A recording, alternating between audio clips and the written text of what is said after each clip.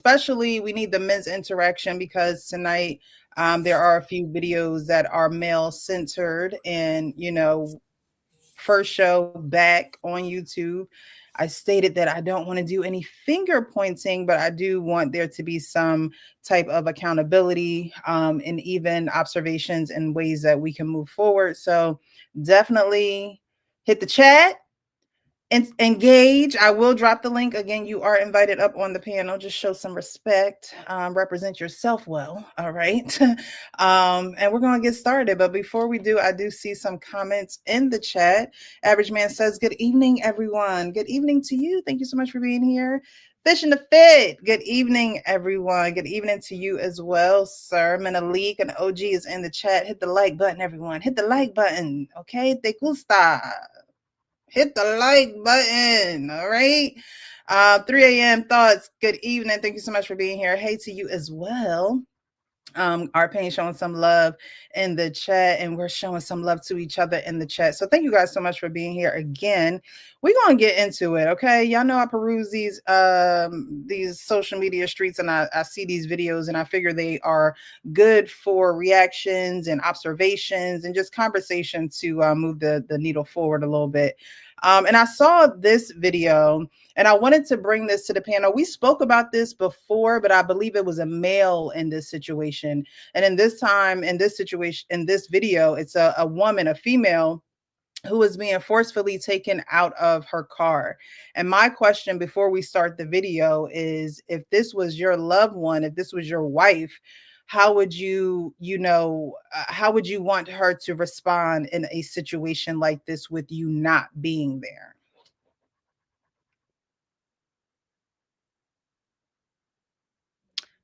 All right, StreamYard, come on, work.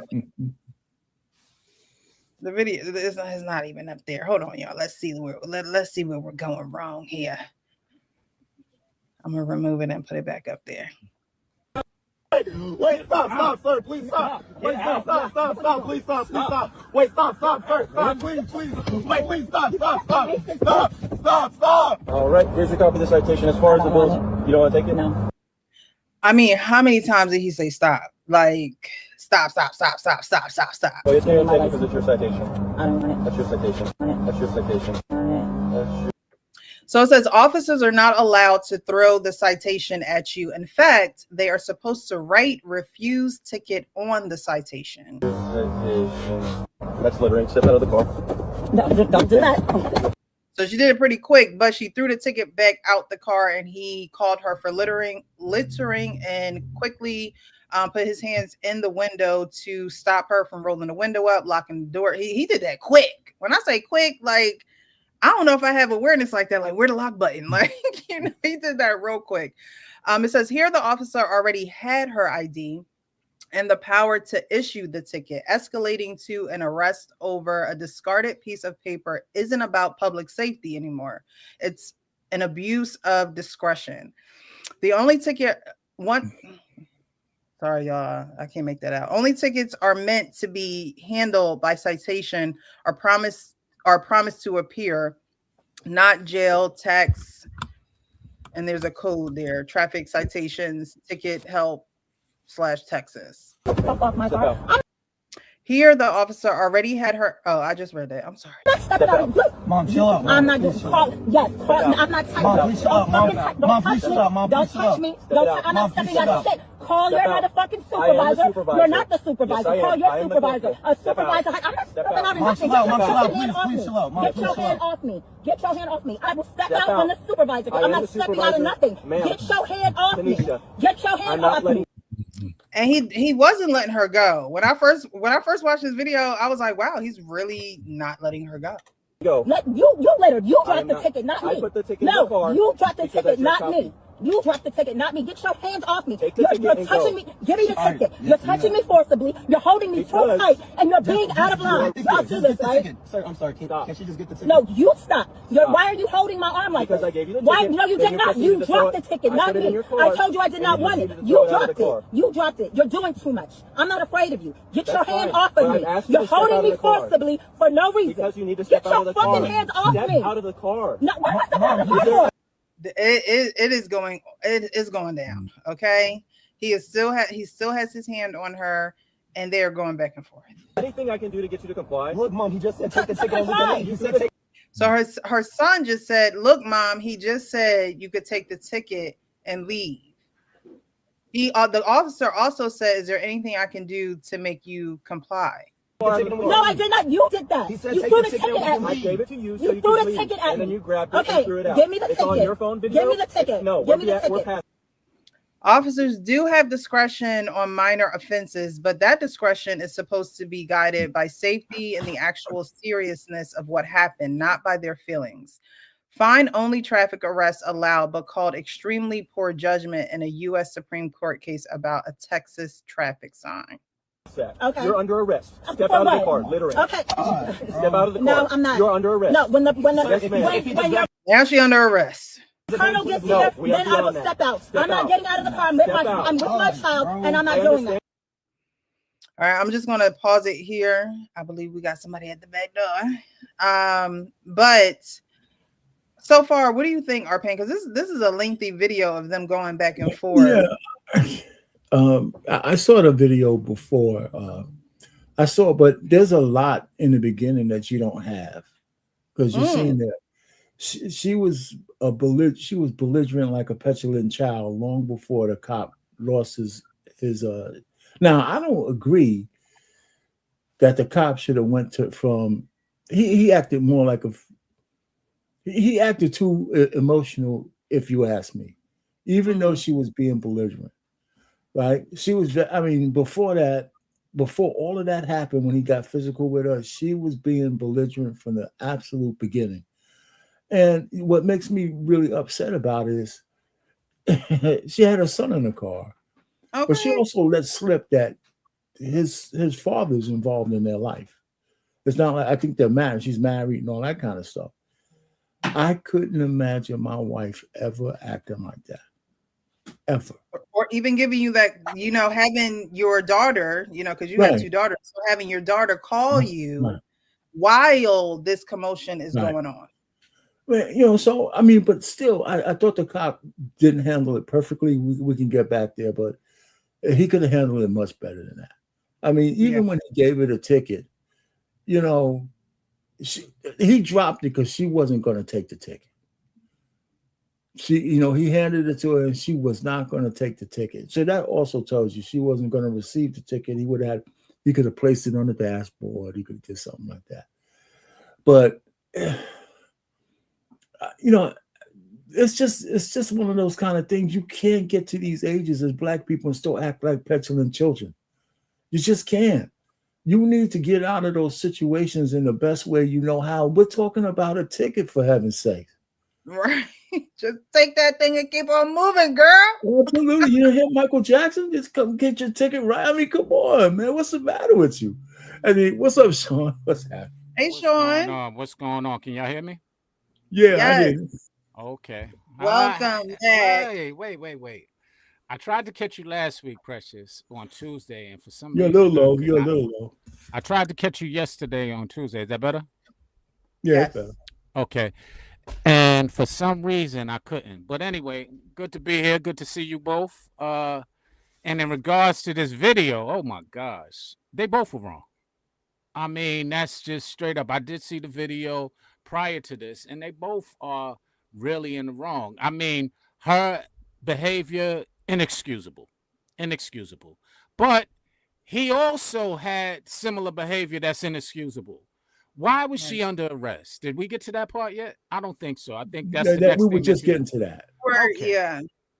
That in itself was his inexcusable behavior. Well, he did say as soon as she threw the ticket out the window, he said littering.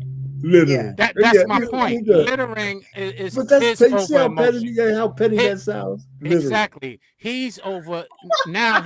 Now his pride is being tested. Exactly. Like her pride was being tested. Exactly. And so now he's going to come up with something. I'm going to say that to people. Littering before I go off. Oh, man. You're right, Sean.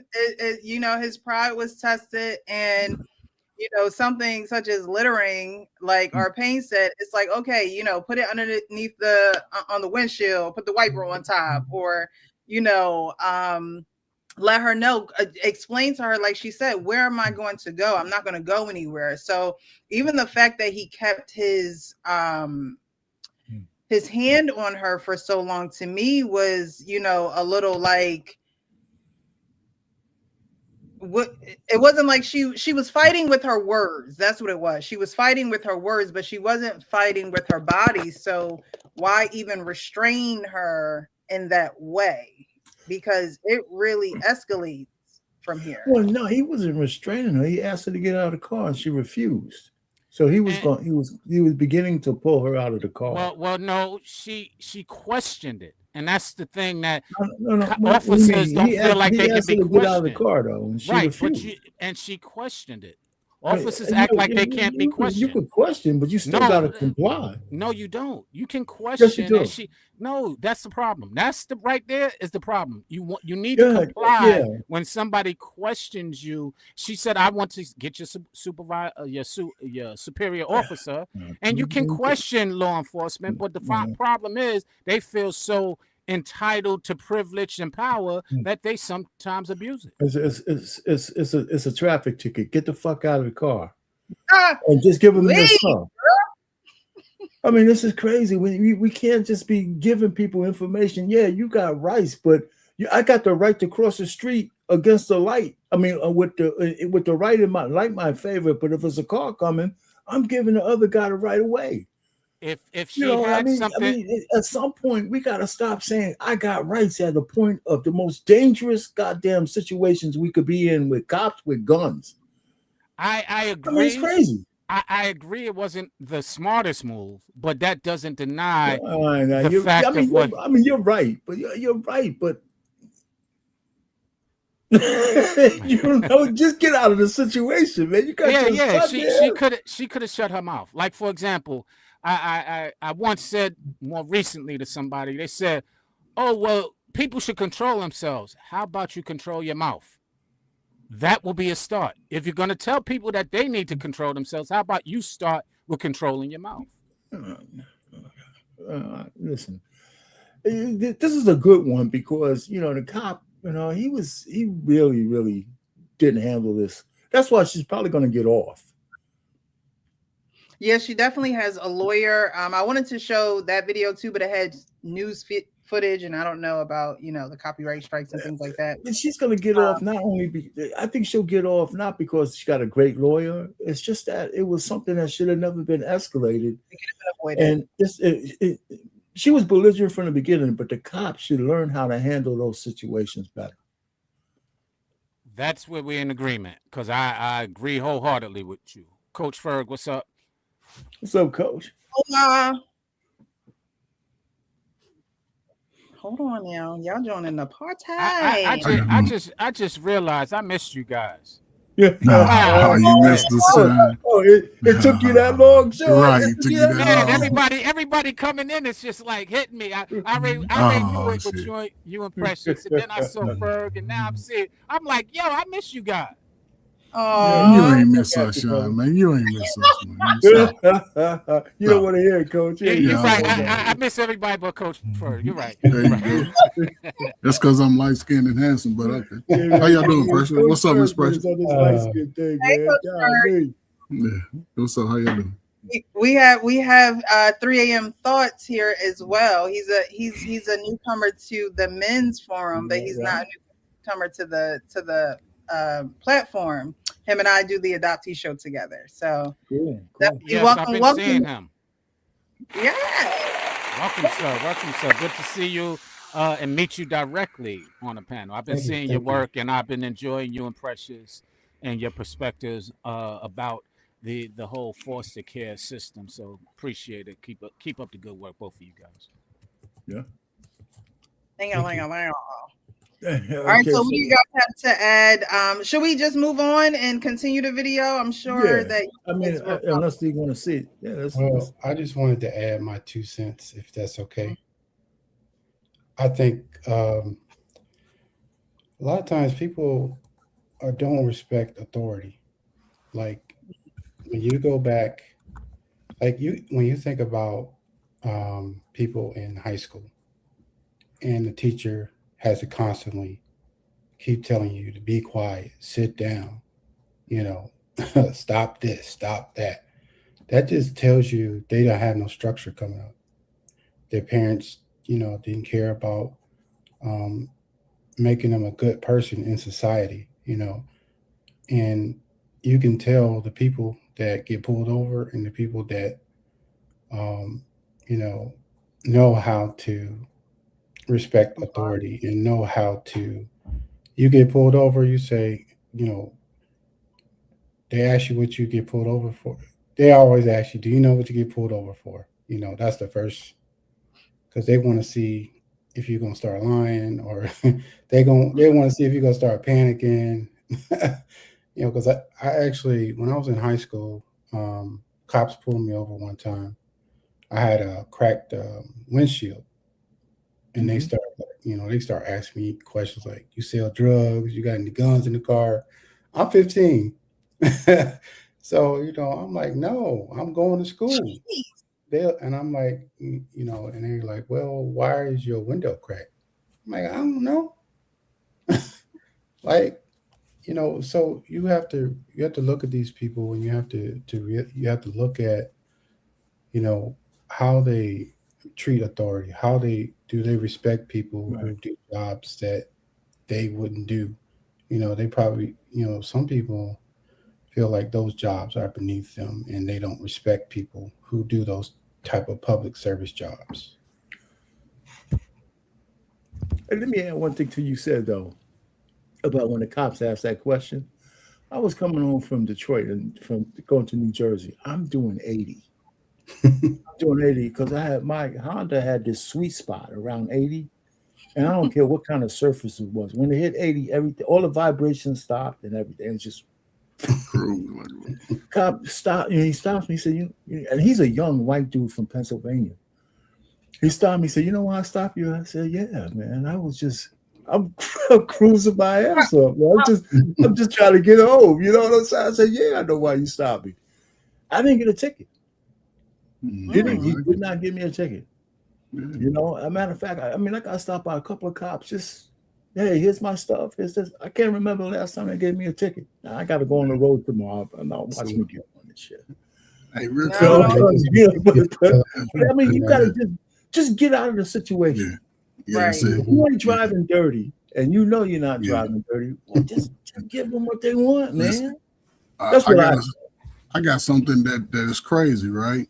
And I've gotten tickets from Chicago to Texas, Mississippi, Louisiana. I've traveled all these highways driving, right? Yeah. And I've only gotten one ticket, right? And that was by a black man, a black police, when I was in the military over in Killeen, Texas. He wrote me a $50 ticket. And look, in the car, I had me a little side piece, I'm in the military.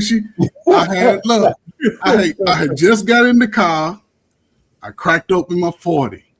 God, and soon as but we was rolling, and the thing, it's like somebody else was speeding, and the cop he just did a U-turn in the street, and he said I got in his way, but I was trying to get out the way. I'm like, oh, because I seen it, and he pulled up weird, and he wrote me a little ticket. Man, the chick was panicking. I said, "We all right." Man, he ruined my whole night as far as getting the setup, but it still ended, between me and her. It was just like, I got pulled over coming home before Christmas. I had my little piece in the car. They just pulled up on me like, "Man, what you got?" I said, "Man, I'm just trying to get home." "You got a gun?" "Yeah, man. It's in the back, man. I'm just trying to get home, man." They let me go. That's the only time I really got a ticket, So shut the hell up. Like I said, but again, this is baby mama culture lifestyle today. Everybody argue. They argue with everybody.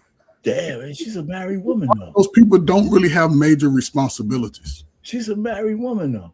Yeah, but she ain't really got no response. She's ready to blow everything because of her feelings. A lot of parents don't teach their kids how to actually, navigate. Like when you get pulled over by the cops, either whether you in a car or you in school, no matter where you are, they don't teach you how to talk to. Like my cousin, he was a cop, so like he taught us how to, like if they pull you over, just be like, answer whatever questions they have. Don't be aggressive. If they ask for your ID, just give them your ID. Don't, you don't got to go through all that back and forth or trying to, exhort their authority and all that. Just, comply. And I think that's where a lot of that comes from, is not Her respecting son people who sounded are better. Her authority. son was a level-headed one. Okay. I mean, Mom, her Mom, son is. when we leave, Her son was saying, "Mom, what you doing?" Right. Yeah, he said, "Calm down, take the ticket, and let's go." Yeah, like that's crazy. But it was a time when parents didn't really teach kids how to engage with the police. People understood the respect of the community in a sense. It wasn't all of that. I guess in the early, 2000s, in the 90s, once they split that dope on us. But, if you knew how to talk, then police didn't really bother you. People act like sometimes they just act like police are just blind and they just make up shit. They always watch you. They watch niggas. They've been watching us. And if they see you do something shady, that's suspicion. Then if you're not, if I got my kids, you got your kids, your little slow grandkids, man. Listen, yes, code. That's the best time to code switch. What are we talking about? You code switch like a month. I'm sorry, Mr. Officer. Yes, you just picked up your little weed. Oh man, what you want with me? I'm like, man, you can't even smoke your weed now. You done blew the kids gonna be late for school. It's just get home, man. Shit. Well, seeing I'm not from the crack era, when you said 40 ounce, were you speaking of water? Yeah, 40 ounce of Kool-Aid. I drink 40 ounce of Kool-Aid, man. Right. Okay, I just want to make sure. With the red with the sugar. yeah, Is that OE I mean, or was that Mickey's? even with I wonder how the conversation went when she got home. We're gonna keep going and then move on. Call your father right now. Step out of the car. I'm not. Step I'm out not. of the I'll car. step out when another officer gets here. I'm not Step stepping out. out. I don't trust you. You're holding me too strong, and I don't Because trust you. I don't You trust don't you have to not hold to. me like I'm not going anywhere. Where am I I gonna will go? stop holding I'm not you if gonna you go. step- I'm not stepping out of the car. You need to Call step your out of the colonel, and car. I will get out of the car. This is You're resisting holding me. arrest. I'm not resisting arrest. Because you're not What am I under answering my arrest order. for? What am I Littering. under arrest for? I didn't litter. You No, did you're that. taking No, I your did not. vehicle. You did that. You did that. It's all on camera. So correct. when your colonel gets here, then I will step out. I have my child with me. I am I'm not your getting corporal. out.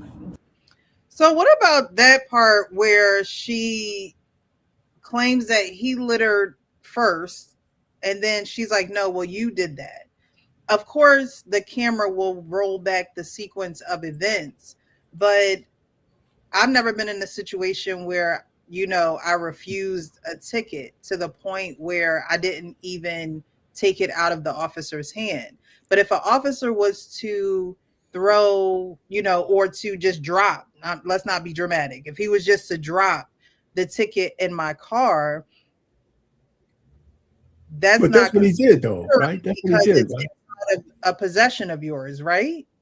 No, So but he what- dropped the ticket in her car, didn't he? I guess I don't Right. get He did. what, like, Yeah. if she doesn't take the ticket, does that not mean that she doesn't accept it and like she don't have to You- acknowledge No. He it? was being No. a petulant child, man. She knows. No. you- If a cop is giving you a ticket, he's giving you a ticket. She Right. refused to take it like she was a 5-year-old. Right.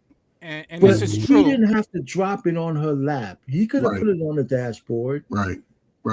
You know, And- and he if could've- she would have took it off the dashboard and threw it out the window, He could have gave it to her son too. no. Yeah. You could have just put it on the dashboard. He could have put it on the dashboard, and if she refuses it, the responsibility and consequences to that not It's on showing up her. in court will be on her. Right. So, Yes. but that's why I say again, they both were at fault. They both got emotionally triggered, and that authority that police officers sometimes have to go through is sometimes abused, It and goes that's with her kind of head. Yeah, but Sean. we're not in that situation, though, Sean. You're right, but we're not Yeah, equivalent. you right. We are not equivalent. You're right that he could have handled it better, but if I'm the cop and you're the one who that has an infraction, we are not equals. again. We're not. If you yeah, and that's part you're right, but that's part of why the abuse of authority is very questionable, because sir. it's you often you're not equal, but then you don't act in a manner that you should as an officer. You can lead. You can your Yes, you do. job is to de-escalate, not to increase the issues or the problems that are going on right there. And he's Sean. supposed to be able to see that. Sean, I want all. This is why I hope they bring back the draft, so all dudes 18 and over can go be an MP. And when that soldier say no, you gonna shack him up and get him up through, and he can't call his mama, his uncle, his daddy. Duke, listen, she could have got away with the ticket, right? Because by him, like I already said, throwing it in her lap, they would have dismissed that out of court. They would have dropped that in court once. Yeah, see, she went too far. Then an officer always going hold up. An officer always going to enforce his law on black folk. You running your mouth, then she even see. Here's what she messed up. She picked it up and threw it back out the window. So now she's just adding to the dumb stuff. Take your little ticket, talk to your son on the way home, show up, be like, yeah, I got it on video. You can watch his behavior. All right, dismiss. Let's go home. You know what's Sorry. funny? He probably wouldn't have even showed up at court. Probably wouldn't. And the thing is, the cops knew. never Just like let it to go. be asked questions either. Like Yes. when you trying to just get some clarification, they like just do what I say. Like, I mean, like, can you just tell me? That tells you they don't have any conflict resolution training. Like, if somebody just asking you, why am I getting pulled over, or why are you pulling me out? You're pulling me out the car because I'm loitering. Like, let's be for real. But they do have the training though. They just don't do it on. They just don't do it on black folk like they do it in the training. You got to be real about that. They just don't do it. Listen, they get the training. It's part of the requirement. It's just that there's an enforcement and there's a leniency. They'll talk to Miss White Lady, ma'am, could you sit down, please? Please take the. Then they'll go on about a bit and they'll give her a warning. Sister, your ass get. You have a lot. You have a very strong Make point. this into a black thing, though, man. I mean, And that's what I was gonna say. Without the race issue, go ahead. I went to public school, so sometime I'm gonna look at it like that. I've been around people in public school, okay? So I'm just what saying, I'm trying man. to say is this. It's not that we don't have a racial imbalance with us, but man, I can go on YouTube just like you can and find hundreds of cop stops of white folks, and those things ain't going well either. You know, so I'm just saying we need to. The lady was just nasty from the beginning. Yeah, facts. Sure. You know, I didn't see the everything beginning that of we the saw, video. just showing Precious is like an outgrowth. I mean, it like built on itself. And even if the cop was belligerent, and well, he was. But he wasn't. He was, but still, you know, I'm just saying, I'm the guy, I'm the person that now he's dragging her ass out the car. And we haven't even got to how vicious it started to look after a while. I don't even know if I didn't see that much.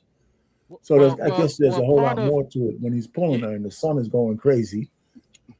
You're making a lot of great points. Huh? You're making a lot of great points, but part of where we get balance is by holding everyone accountable. And the problem is that officers don't ever get held accountable. Up until recently, now they're starting to, but the reason why there's so much friction is because it's unbalanced on the accountability. So you want some of the moment while he's at that car, ma'am, give me whatever, blah blah blah, giving the man stuff so I can get you up through. And understand, she could have went to court, and they would have threw it out. But again, you have to show some level of respect with your child.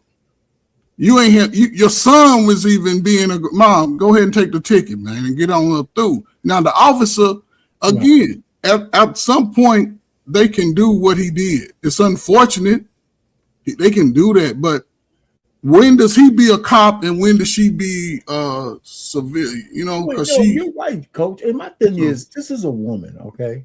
She's not bad. I'm just thinking, I'm a man and she's a woman. Like, he's a man. Don't give he's white. If she would have just said the right things from the beginning, he might not even have gave her a ticket. She look at him, yes, officer, blah, blah, give him the dimple and shit and all that kind of stuff. I mean, come on, he's still a man.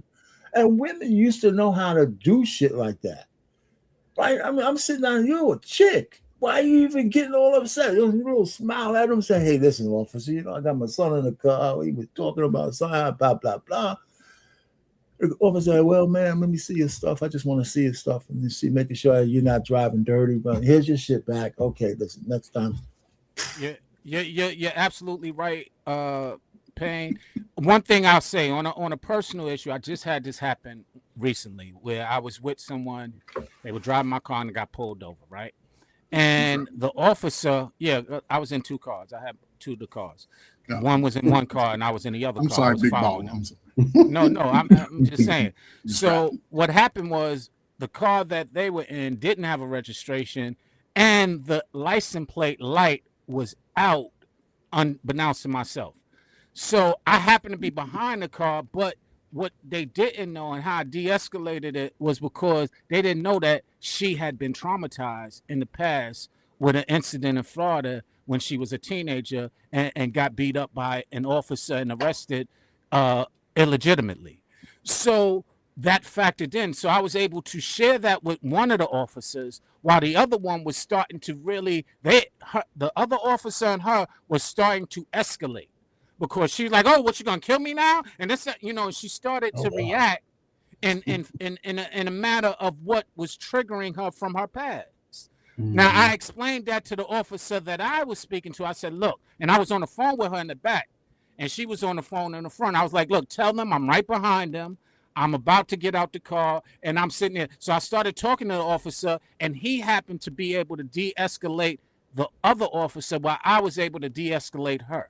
But the reason why I shared the things that I shared earlier is because without understanding one another and so much unbalanced unfairness, these things will continue if we don't start addressing them for the root of why they are happening. Well, y'all were very lucky in that situation. Did she still get the ticket because she was riding in the car that she was riding dirty, right? Like Payne just said, that's what reminded me of it. It was no ticket whatsoever. I explained to them, it didn't have a it didn't have the registration, but it was registered. It didn't pass a smog check, and I had the proof of that in the glove compartment. I explained that to him in the glove compartment. I have the proof. We just literally left the smog check not too long ago. That's why I have two cars here, because it's leaving from the smog check. And so he understood all that. He first tried to say, well, it's been unregistered for over a year. I said, no, brother, go look at your thing. Oh, he went and looked at it. He saw nothing was going on, and he gave grace to the circumstance after I explained it. But fortunately, I was there, but I also saw how it can escalate, similar to how this video had, pretty quickly. And if there isn't somebody there to kind of calm it down, you can have drastic outcomes. Yeah, but it was going to escalate because the chick was going to get ready to go out of her mind. Right. It's like you can't assume that all officers would know that about people. Something happened with our past. That's still a her thing, right? And don't be letting people drive dirty in your car, man. But no officer, if I get pulled over, no officer is going to assume that I've had some, traumatic issues with my life in the past. They just like, man, give me your damn registration. It's almost my get off time. I got right this last ticket. You violated, so let me go and get you this ticket. I'm just saying. Okay, let's go. You have a supervisor, okay? I am the so when your supervisor supervisor gets here, then I will step out of the car. Call someone else to come here. There is someone else. Not right now. There is someone else. Let me call 911. Get your phone. Oh, wait, please, sir. She said, let me call 911. Oh, that's what she said. 911 is there, girlfriend. He right there. Mom, wait, stop. Mom, chill out. Mom, please, wait, stop. Wait, Please, he stop. can't even Wait, put stop, one stop, woman stop, out of please, the car. stop. Wait, stop. Oh, she kicking him. Wait, please, stop. Now, this is crazy right here. Press. This part right here is crazy. That's her dash cam? Yes, it's her dash cam, bro. Precious. Based off what you see, shouldn't that boy have the right to be traumatized by his mama? Oh, of course. That's cruel, man. That's cruel. Yeah, I mean, I and the way that I, presume that it went or assume that it went is that, son, he was being rough. He shouldn't have been that rough.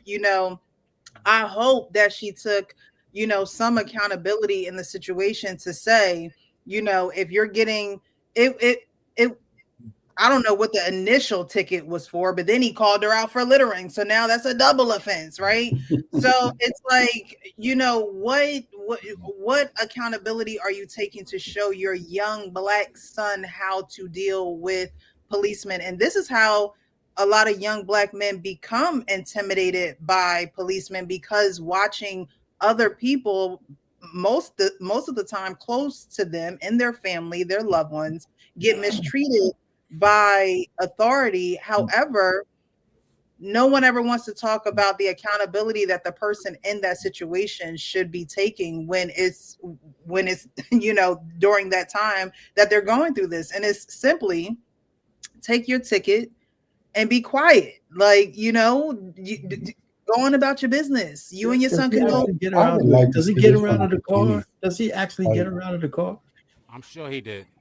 I'm sure he did. I'm sure he did. I'm sure he did. Stop, please, up here. He did. Stop, please. Wait, please, stop, please, stop, sir. Wait, stop, please. The son said he was I really scared. want to feel sorry for her, but I really want to feel sorry for her, but I really don't. And I really don't. The unfortunate reality is, as much as I'm trying to show some of the behavior of the officer, I still don't agree with her behavior, and those are consequences for that behavior. You know, and she got to learn consequences for her behavior, as well as I don't agree with his behavior, and he got to learn consequences for his. But her behavior, she's not gonna feel that she was wrong. She feels that she was violated. And to your point earlier, until she could take accountability of her wrongness and her behavior, we're gonna have this cycle of abuse continue, and it's an unfortunate reality. I wonder what her husband is saying about all this. I mean, of course, that's why I asked her that question. You're muted. You know, Did y'all hear the son? If this was your wife, you know, what would be your response once she gets home? You know, after getting, I don't know if the son ever even really contacted the dad. The most he probably did was maybe send a text message, because he was sitting there in live and living color watching the whole thing go down. I mean, he probably didn't want to take his eyes off of what was going on, because his mom is in this altercation with a cop. Well, but you know, I'm saying afterwards, like you're looking at this video, I would assume her husband by now saw this whole video. Of course. And I wonder what I wonder what's going to. First, of course, he's going to, you know, be passionate about his wife being thrown to the ground, like he should be. Mm-hmm. But I wonder if he'll have enough balls to tell her, why the hell are you arguing with this guy in the first place? That's where men fall short. That's where I would think, you know, listen, I'd put all the band-aids on my wife's cuts and shit and all that for she's all scraped. I said, what do you think, you're a gangster? Where is this shit coming from? You know, I mean, where is that coming from? And, you know, I'm on your side. I'm going to be there in court with my little suit on and shit and stuff to try to get you off. But I'm going to ask you, what the hell went through your mind with my son in the car arguing with the cop like that? She would have to still answer. She could say anything she wants to me, but she would still have to answer that question. Or like have him play that back for her and be like, where did you go wrong? Why were you in this, you know, state of mind when you got pulled over? What during this day, like what happened where you got so aggressive and so basically like an out of body experience, really? That's true. Like, why are you being so aggressive towards somebody where you know they can take you down at any moment? Like that's just silly. See, I think y'all underestimated this video. Did y'all hear her son? No, I heard her son. No. Did you hear him say that he was scared? Okay. He said, "Mama, I'm scared." So the fact that she didn't hear that. But the fact that that emotion. You think she's scared of more than the cop? Yes, the way she was acting. Listen, Sean, I agree with you in a sense, right? It's over aggression, right? Because it also goes to the trauma and the history of how they snatch a nigga up when they ready to get you up through. So the fact that she would do that, and you see the other, and see, this is white boys. he didn't get tough till the other cop showed up. He was talking at first. I got backup. So now he climbed in the car. He was on top of her like a wrestler. That says a lot. And the fact that sometimes, man, just get your ass home, get your son. He got McDonald's and shit. He need to take a bath. Man, yeah, what I do, officer? I'm in here. Listen, I'm in here cussing this little ass out. He fucked up in school today. I'm sorry. I wasn't even. All right, man. Boy, get your ass together, man. Yeah, y'all go ahead. That little concept of thinking on your toes real fast is critical, because like you said, she could be like, "Oh, officer, I'm sorry, I was having a bad day," and whatever the case, whatever lie she could come up with, right? Like, so, and then the officer might feel, he might feel he might be a little compassionate to it and be like, "All right, ma'am, I'm gonna let you slide, or I'm just gonna give you like a smaller citation, whatever." Instead of her trying to be like a WWE wrestler, and he done took her down, he done grabbed her by the neck, she got pulled her by the legs, got thrown on the ground. Those are really wrestling moves, like coming in, like make sure she tucked, like you know what I mean, like it was intense. She was meeting his aggression, and he said, "I'm not going to lose this fight." Yeah. You know what's funny about the thing? I was laughing because I tried what y'all said. I tried after the circumstance to say, all right, things could have been different. And I tried to explain all of that. And the first answer was, "Oh, you're on that side?" I said, "You know what? I'm gonna leave it alone." So who did you explain it to? The girl. Oh man! No wonder the girl, she wasn't taking no accountability then. So yeah, she gonna put it on you. You against me? No. Well. Like I said, I tried to explain to her, how it was de-escalated. I explained to them. I had she had a traumatic experience in the time, which I shared with her. You could have shared that with them and say, "Hey, officer, just be mindful. I'm a little bit sensitive to this because blah blah blah blah." But the point that I'm making is that you said, couldn't you sit her down? Yeah, you can do all of that. If they're not really ready to face their trauma, it's going to be pointless. So you've been on these YouTube streets, man. That's the same principle. A woman who has a bad boyfriend, every boyfriend after him is fucked up. Excuse my language. Absolutely. So I had a bad experience with a cop. I'm gonna have another one with this cop. This is the same thing they say about their boyfriend. And that's Paul Ford. 2.5 years in Afghanistan, Iraq. I can't cross my legs because my hips are blown out. Now this is in Jersey, okay? Okay. You see how they treating him though. He's 6'10". He looks like he's from another planet. I was watching this like, mind you, that's his little car down there, that Corvette. Yeah. In the ditch. In the woods. Better 6 combat tours. You understand? You can't cross the hips. I don't want to fight you. I don't want to fight you. You're not gonna fight me. You still. Look, I would be scared too. Authority where? I would be scared too. You can't fuck that. This is my world. You're talking to someone who has PTSD on 4 combat tours that were going to special op on his side of the Green Berets who doubled their fucking record. This is crazy. I fucking any weapon caches and say little kid and being cut in half. Get the car out of the ditch. Tow truck and me. You have nothing to do with this. Yo, he pretty much like, get my car out of there and leave me alone. All right, I'm gonna walk this earth with no barefoot? shoes because I didn't even recognize that. Got no shoes on. Yeah, that man, man that's their alone. life, man. this is like straight out of a movie. No law enforcement issue. I will see the fuck out of all of you. Yo, everybody. Knife? I don't want no smoke. Stop it, Joel. You're stupid. Stop it, Joel. Your boys are doing it, not me. I'm tired of all this shit you're doing. This gotta Come be on, man. Oh, look at the I built the program. Yo.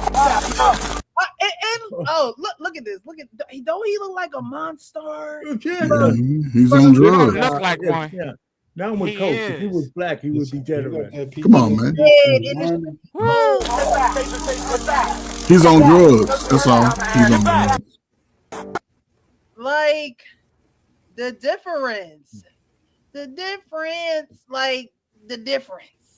Yeah, but if he was a short, pudgy white guy, he'd be getting his ass kicked too, acting like that. I mean, this is a big dude. They know that if they get into it, they're gonna have to shoot him. Now, the only thing I would say with Deshaun and the race bait guys, if he was a big black guy like that, he would have had like 8 holes in him by now. I agree, and it's not a race bait; it's a reality. That's what we're dealing with right now, and it's an unfortunate reality. And this is why it's so unbalanced between. No, you're right. I mean, but it's at a. You're right. There's no. That is Steve Cole. That is Steve Austin. But the point is that it continues. It continues. This cycle continues because we don't really address all of the things that need to be addressed. The unbalance and the unfairness that is going on, and why people are reacting similar to that woman. Not that I do not whatsoever condone her behavior at all. But listen, I understand where it can come from.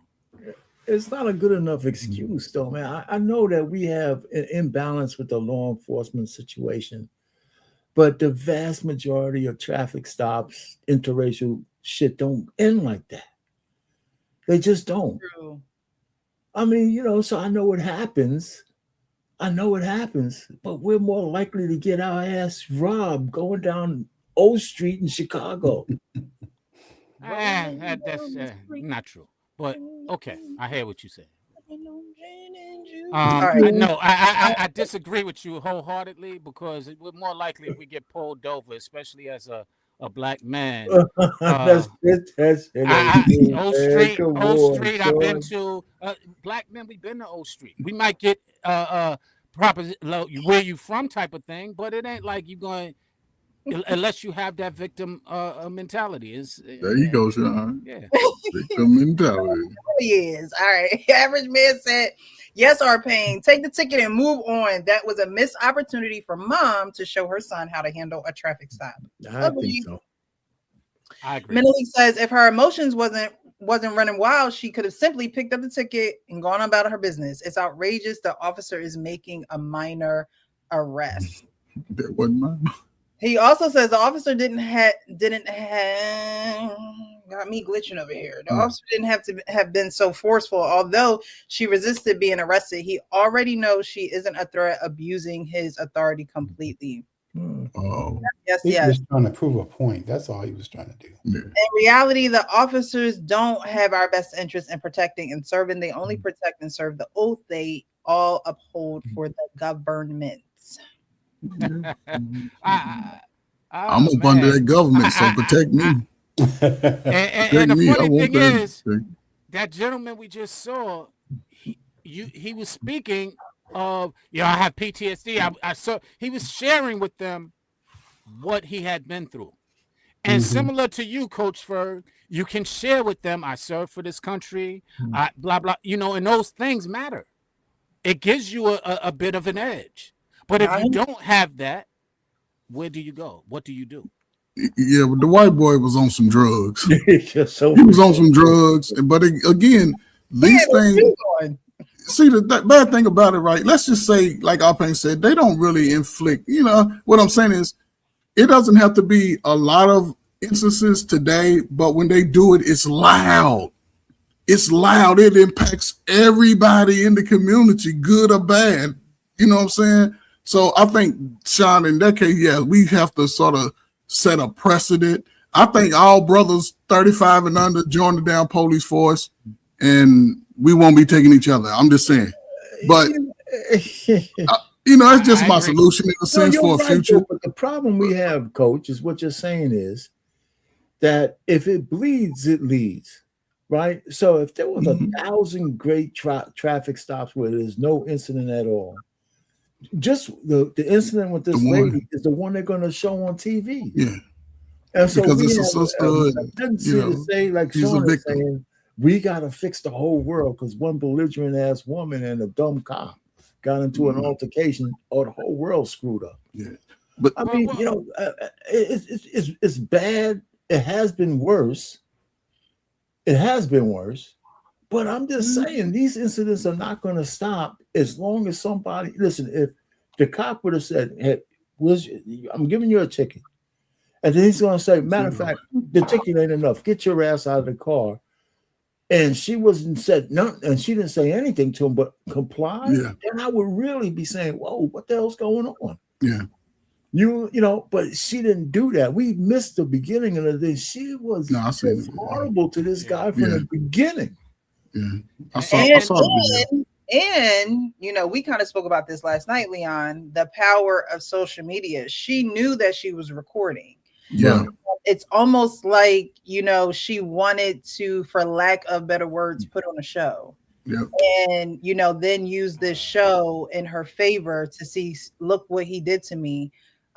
Again, you know, not really taking responsibility or accountability for her actions and the role that she played in it too. So, you know, if the camera wasn't rolling, would you have, you know, went off the deep end like that, or would you have just taken your ticket and gone on? You know, some people just waiting for a reason. She's the kind of woman. I think her husband is living a life of quiet desperation. Man, I think that's hilarious. I think you don't turn that kind of shit off. That guy's probably sitting home behind a cushion somewhere. All right, what's she calling me? Glad she's not there right now. Is it now? I believe y'all, Payne. I believe. But you know what's interesting? Go ahead. No, I'm just saying. Listen, for everybody, right? You got some teenagers, right? I don't know. Everybody, if y'all got nieces and nephews, man, listen, bring them over to the house this weekend. Put this video on from its entirety and talk to their slow self and say, listen, don't be out here being disrespectful. When I let you use my car, you better be driving and come and do what you got to do. If you with somebody, don't be acting like you're going to fight him because it's going to end bad. But I'm just saying, man, teach the baby. I agree with that. I agree with that, but I think it would be a better solution if we get both parties in, law enforcement and the community, and discuss where it could have went better, where each of them had responsibility for it escalating to the point of where it did. And Precious, to your point a second ago, they feel like that camera and social media is their weapon against this stuff, and it's really not. Yeah, like it's almost like we going to jump you type of thing, even though you in the screen and I'm out here. Like, girl, get home safe to your family. Set a good example for your son. Control your emotions. You know, you're quick to anger, and you shouldn't be quick to anger. And like you said, that could be an issue. Definitely could be a huge possibility that's an issue in a relationship, because you're a danger to yourself and to our family when you're not next to me. And a lot of men don't want to feel like women are a danger to their family and to themselves when they're not next to them. They want to, you know, be able to trust that you will have some tact about you, be able to represent the family well, and come back home safe.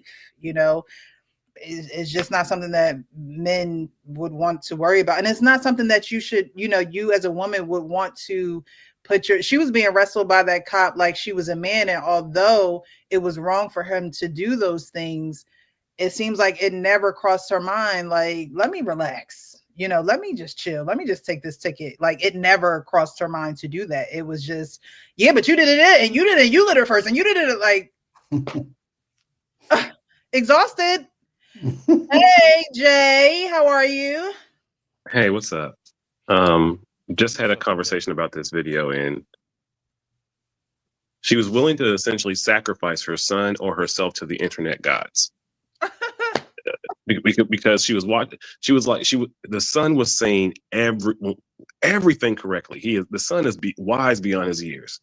Really, I hope other young men saw what the son did, and so many brothers were saying that the son should have crashed out. He was a punk. All these was weird shit. But when we talk about protect Black women, right? how do you protect a black woman that you love who's operating like that without you being the sacrificial lamb? Is that what women say? Is that what women are really saying we have to be? They ask for protection. This young man offered the best protection he could outside of him getting himself shot. And what women have to understand is the programming that's from this, you being on the phone, and that caused the vibration of her showing off to the internet and the people watching, not listening to the son that was next to her. If our elders come through our children, then she's not listening to her elder who's trying to guide her and protect her.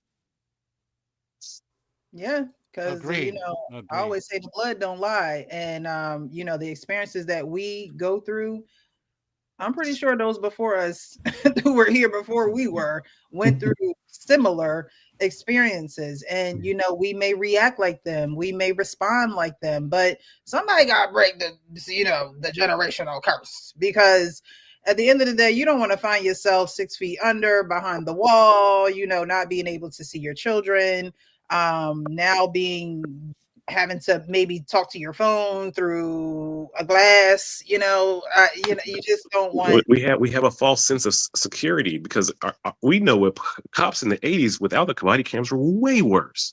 And our elders told us how to behave with the cops was essentially get home safe. And this new generation thinks they're protected by the internet, and now they talk to the cops in a complete different veracity, and then wondering why they get these consequences. Yeah. Well, we're going to move on to the next video. Thank you guys so much for watching, and definitely hit that like button, subscribe, and share this video so the algorithm know that we're having these conversations. On Wednesday night, we have the men's forum where the men give their perspectives, but anyone is invited up on the panel as long as you show some RESPCT. All right, let's get to the next video. We're talking about the biggest ick men have for women. The men, you guys, you suffer in silence at times, excuse me. You suffer in silence sometimes, you're not always heard and things of that nature. But according to this man, this is the biggest ick that men have. And then I have a video to support this very ick that he's talking about. Is when a woman doesn't know what a man's transition time is. I don't know why this isn't taught in schools. By the way, I'm Taylor Love. I help explain the man brain. If you like that kind of stuff, hit the follow button. So we all know that men should be more attuned to a woman's cycle. We also all know that a woman's cycle is based on the moon, like 28 days, give or take. And the more a man knows about a woman's cycle, the more he can cater to her shifting hormonal experience and the types of support that she needs throughout the month, which is drastically different when she's on her bleed versus luteal phase versus. We may have to do, a video on this, or maybe not, but we can listen now. Ovulation. Well, men have cycles too. They're not attuned to the moon. They're tuned. What? What did you say? I see you, Coach Bird. Shake your head. Men have cycles too, and they are attuned to the sun. They're a 24-hour cycle, and his hormone, mainly testosterone, is going to go through the same flow every 24 hours, which means he's going to have highs and he's going to have lows. The support that he needs during his 24-hour cycle is different throughout the day. His transition time, as Alison Armstrong calls it, is of the utmost importance and pretty much completely ignored. Let me explain. So I want you to picture a man's testosterone being at its peak level first thing in the morning. We know that's true. That's when he's got his highest testosterone of the day. That's why he wants to get a little frisky in the morning, wants to cuddle a little bit longer and harder. Well, throughout the day, his testosterone is going. Sorry. And brain, if you like that kind of stuff, hit the follow button. So we all know it is of the utmost importance and pretty much completely ignored. Let me explain. So I want you to picture a man's testosterone being at its peak level first thing in the morning. That's when he's got his highest testosterone of the day. That's why he wants to get a little frisky in the morning, wants to cuddle a little bit longer and harder. Well, throughout the day, his testosterone is going to dwindle low at about 4 or 5 p.m. when he's done work. And you have to remember that it's his testosterone that's responsible for his desire to you, responsible for his That's important, ladies. I hope y'all listening. I hope y'all out there watching. Clarity, his focus, his happiness. So if his testosterone is really low, chances are you're not going to get the best version of him. That's where transition time comes in. When a man comes home from work or just finishes his work, if he's working at home already, he's going to feel in need of about 30 to 60 minutes of what looks like recharge time. 30 to 60 minutes. But in reality, he's taking his metaphorical armor off from battling the world all day, even if it's just via his laptop, putting that armor away and putting on a new set of clothes, which indicates Put on them gray sweatpants. that he's at peace, he's at rest, he can relax. And ladies, remember, men have 40% less synapses between the two sides of our brains than you do. Stuff, hit the follow button. Stuff, hit the Synapse. What? The synapse. I'm gonna have to look that one up. Synapse. Have about 30 to 60 minutes of what looks like recharge time, but in reality, he's taking his metaphorical armor off from battling the world all day, even if it's just via his laptop, putting that armor away and putting on a new set of clothes, which indicates that he's at peace, he's at rest, he can relax. And ladies, remember, men have 40% less synapses between the two sides of our brains than you do, which makes it harder for us to transition from one energy to the next. Yes, I am saying you have a more advanced brain. He said it, not me. So in this time, at his lowest testosterone level, the way that he could be supported most, typically by letting him watch some football, Leave him alone. Leave him alone. watching men combat boosts a man's testosterone, letting him have a nap, scrolling on social media, He said a nap. watching some UFC, basically just giving him space so he can transition from one energy of the day into a new energy of the day and get a boost in testosterone Let him charge up, y'all. Let him charge up. so that his desire for you grows, his attraction for you grows, his focus, his clarity, his ability to speak with you grows. And then you get a much better version of him than if you just met him at the door with a to-do list or a bunch of things that you wanted to offload on him from your day. Transition time supports both of you in a massive way. Let me know. Do you give a guy transition time? Let me know in the comments.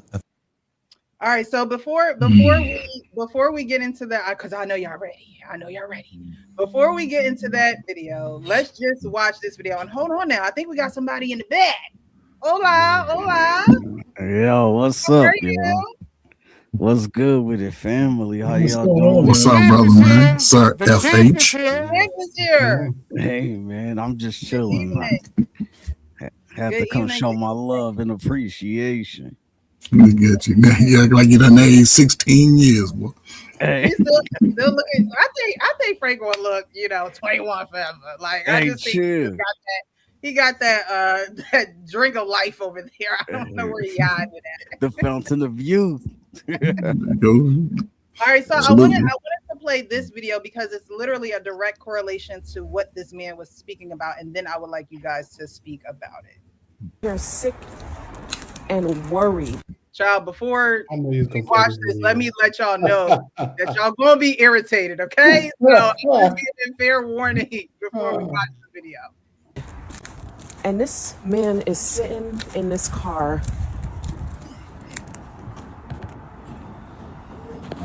Really? Yes, really. Really? Seriously? Seriously? Dead to the world. Don't know what's going on. Why are you sleeping in the car? Why are you sleeping in the car? I need some rest. So why Rest, okay? Not sleep. Rest. They're two different things. wouldn't you come inside? Because I can't rest in here. Is your life that terrible that you need Girl, go back in the house. to be in the car? Is your life like that difficult? Why don't you come inside? For an hour you've been out here? Remember the men in the previous video said 30 minutes to an hour. Transition time. You've been out here for an hour? It looks like it. Looks like it. I just need to rest. Do you want me to bring you something?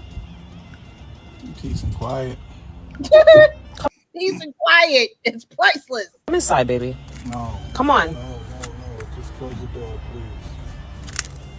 Just close the door. Look at her face. She's just so annoyed. Girl. Am I high or is someone playing a saxophone in Yeah, the no, background? music came in right at the right time. Yes, the music. Such a drama. Well, I'm gonna come and sit next to you. Oh.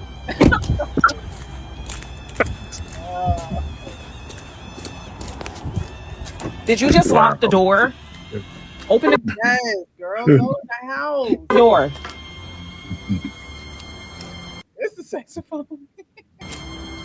Open the door. Every All right, now move y'all from can go in. Now y'all can go in. Is she recording that? Who was recording? Yeah, she was Oh, was okay. recording herself going out there to wonder why he was taking an hour nap in the car because he wanted some rest. Well, don't all speak at once. This is why I'm single. Oh my God. Okay, well, everything the first gentleman makes scientific biological sense, especially again if we think about what we're supposed, like if we were out in nature the way without all this nature, again it all makes sense what he said. But even in today's time, it also applies because as a bartender, I remember so many guys like, well, why aren't y'all going home after work? And they would say like, I have to recharge before I go home. And I never really understood that at first when I was bartending, like in my early 20s, and these older men were saying that. I'm like, what do you mean? Like, but I get it now as I've tried to have that sort of a relationship. And you do have to kind of get your joy from doing work. Like you've done the work, right? And you have to like get your joy back about life, and then you go home. And that's what I think a lot of these older men were doing, and that's why they were able to show up at home in a better way. But I think men of today, they're going from work straight to home and not getting those endorphins up again. And then so they come home to this checklist, all these things to do. And that's why I think a lot of men are finding so much stress in relationships these days. I totally disagree. I totally disagree with that. I'm glad I learned this when I was young through my father, right? Because my father got home at 4:30, and the last thing we was going to do is be interrupting him. He would take his clothes off, and he would sit on the couch with his boxers on with the hole in the middle. Nobody bothered him. Nobody said anything, right? And I sort of do the same thing today, and it allows, and I guess a lot of men haven't experienced it in a sense, but you're seeing how it's needed. And now they can identify what it is, because a lot of men, it takes some time to make those transitions, right? But if you're in a chaotic home, you come in, everybody got all the lights on, look like the building you worked at. The kids is running up all the electricity. Your girl on the phone making TikToks, and the food ain't ready, but everybody done ate but you. So it takes a time, but I'm glad to see men are sort of identifying it. That's a good thing for me. And sometimes women equate men today as being lonely. They're not lonely. They're just taking the time to be alone, because when they want to show up, they'll come out refreshed. And I think women, they doing it backwards. Men are self-correcting. So, but she don't even recognize, like, damn, what am I doing? What are we doing? How can we fix it in the house?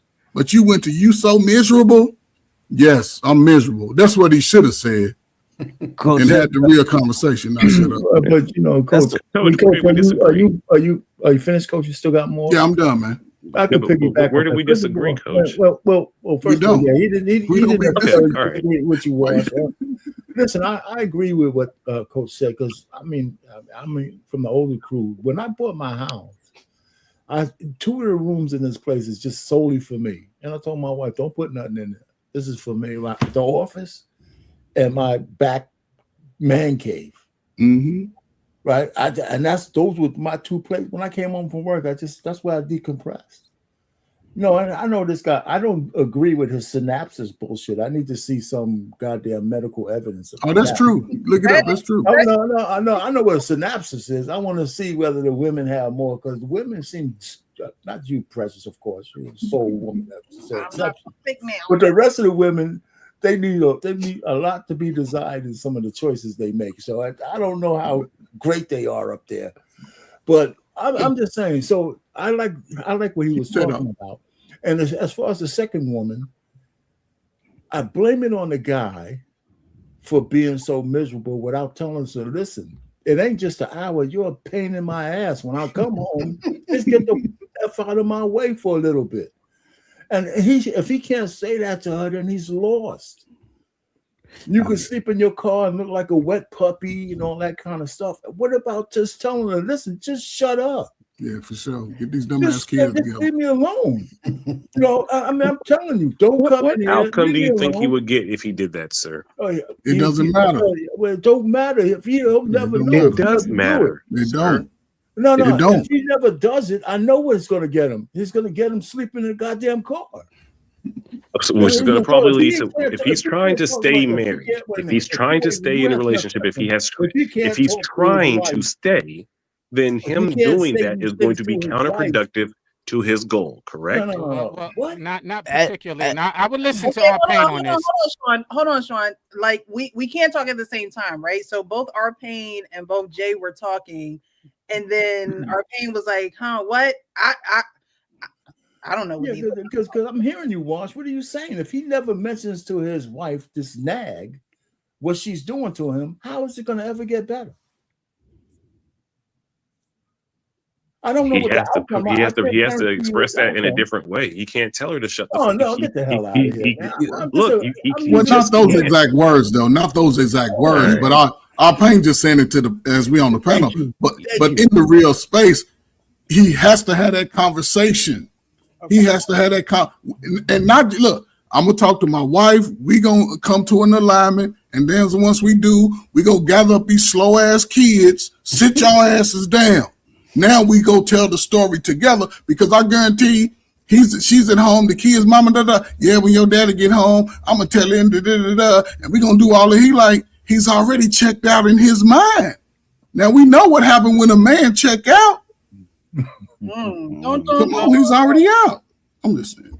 Yeah, I think this has been going on for a long time. Like, that didn't just start. Like, he didn't set the precedence. Like, when they first started talking, he's like, look, I need an hour and a half to 2 hours, when I get off of work.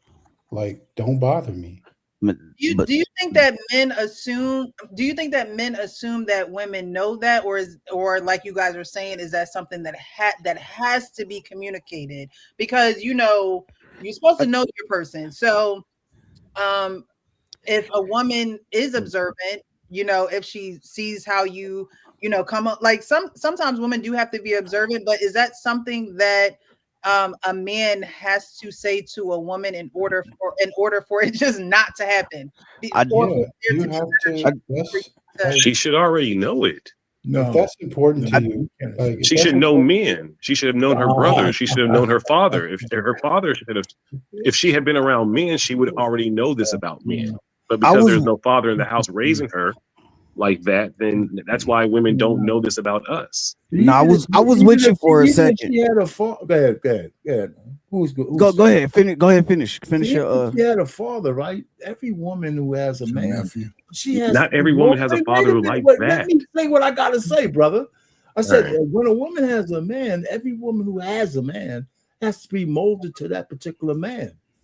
If I don't, your father could have gave you some basics, but now you're my wife. I'm not your father. You got to know how I am.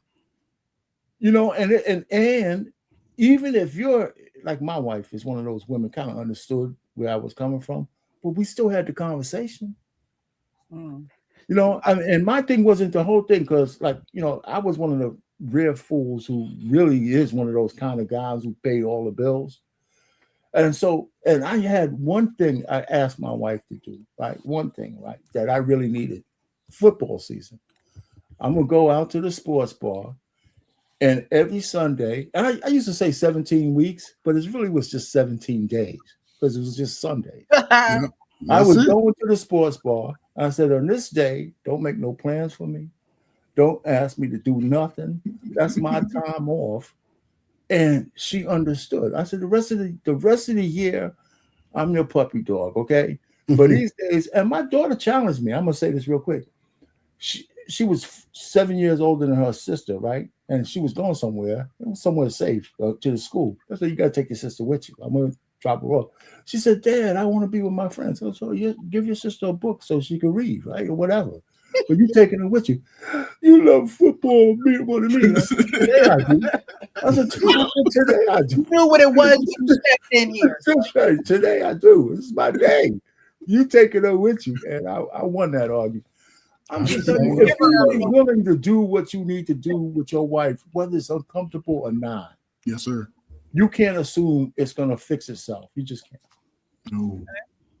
Yeah, I mean, You want to respond, Wash? You want to respond, Wash? What's important to you? Like, you have to let them know.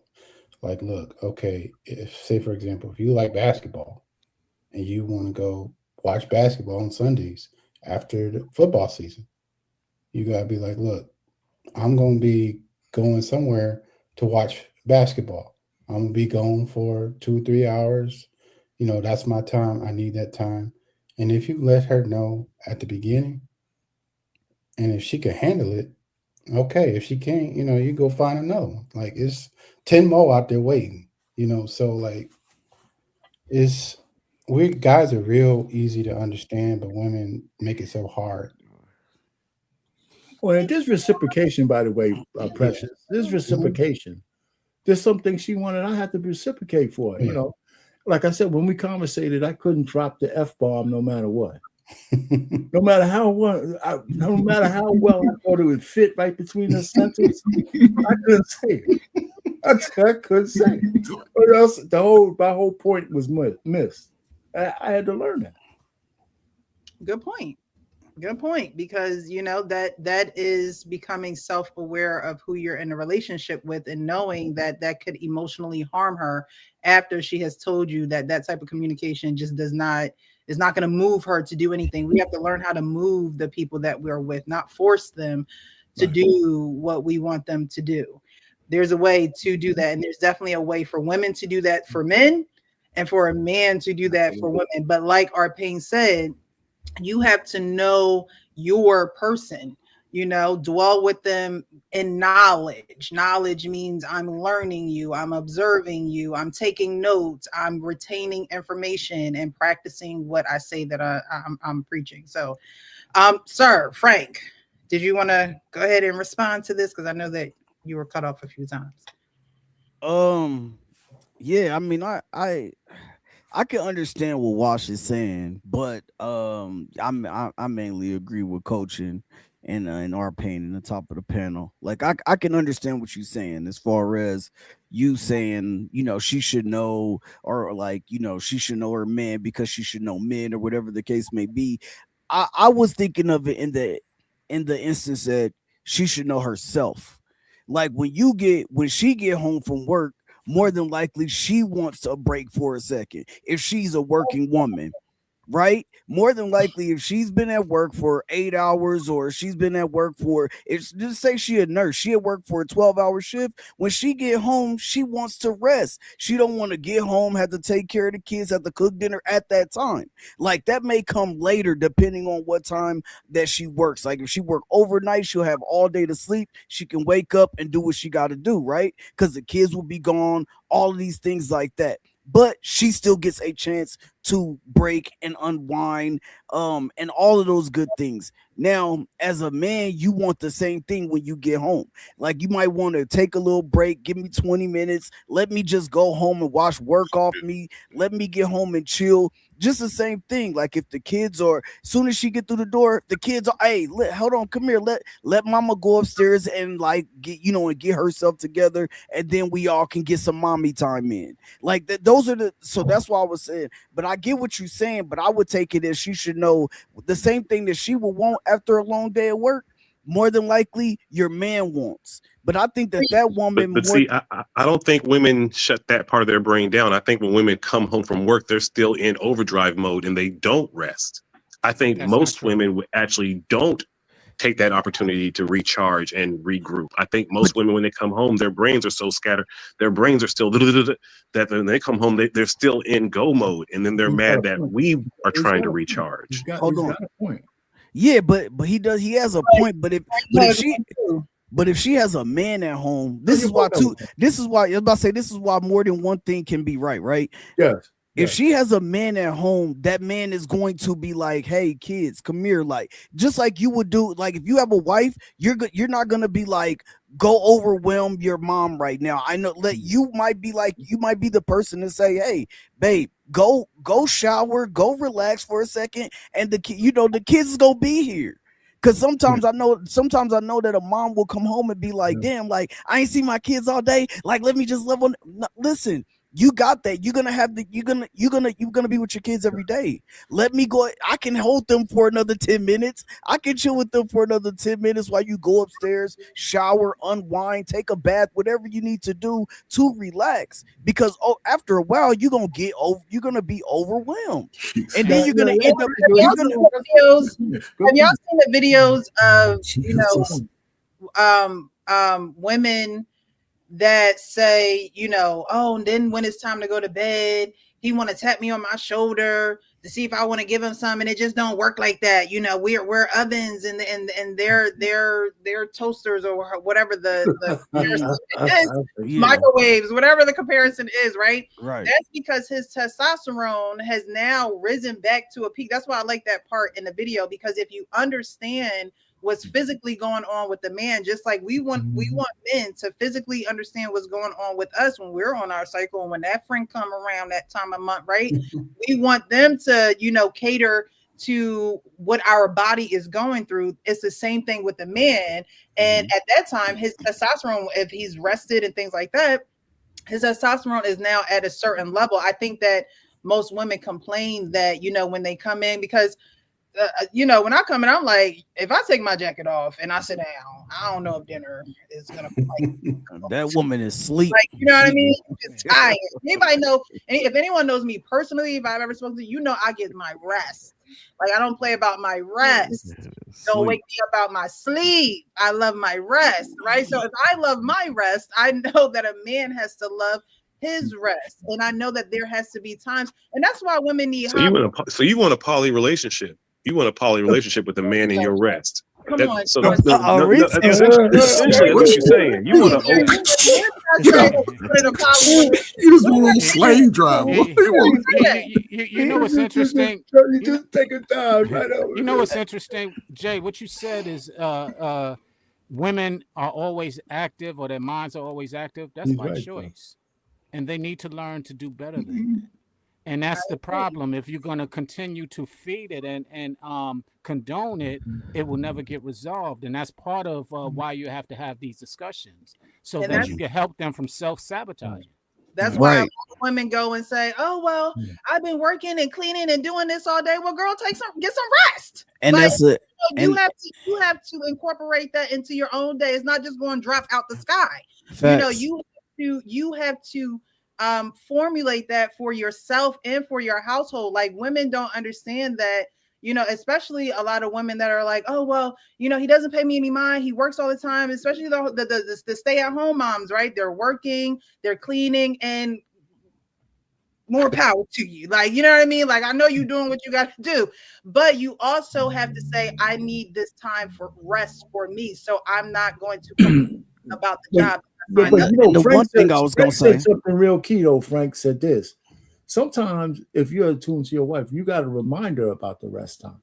Facts. So that was the key, because I'm living it. My wife is still working. I'm retired. Yo, that's what. Huh?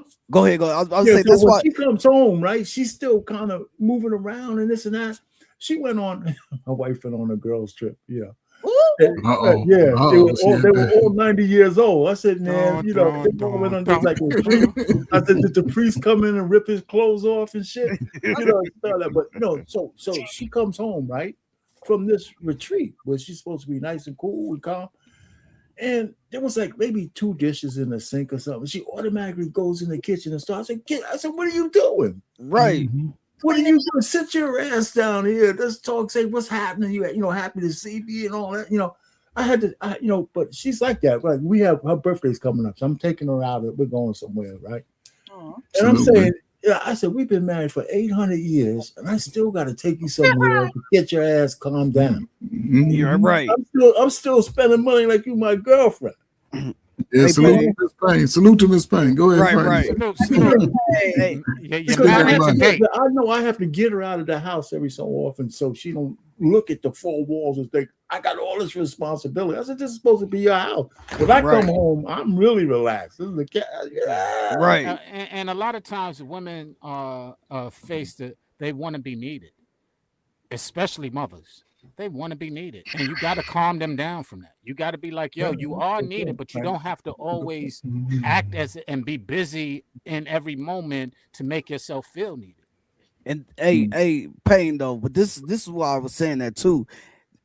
Provision isn't just money. Like sometimes provision is just looking out for your person, man. It's just, hey, look, you are doing way too much right now. Yo, you need to sit down somewhere. And that's okay. Look, go upstairs, watch your favorite show. You know what I'm saying? I'm gonna be down here. I'm gonna play my game, I'm gonna watch my show, or I'm gonna be on YouTube doing some shit.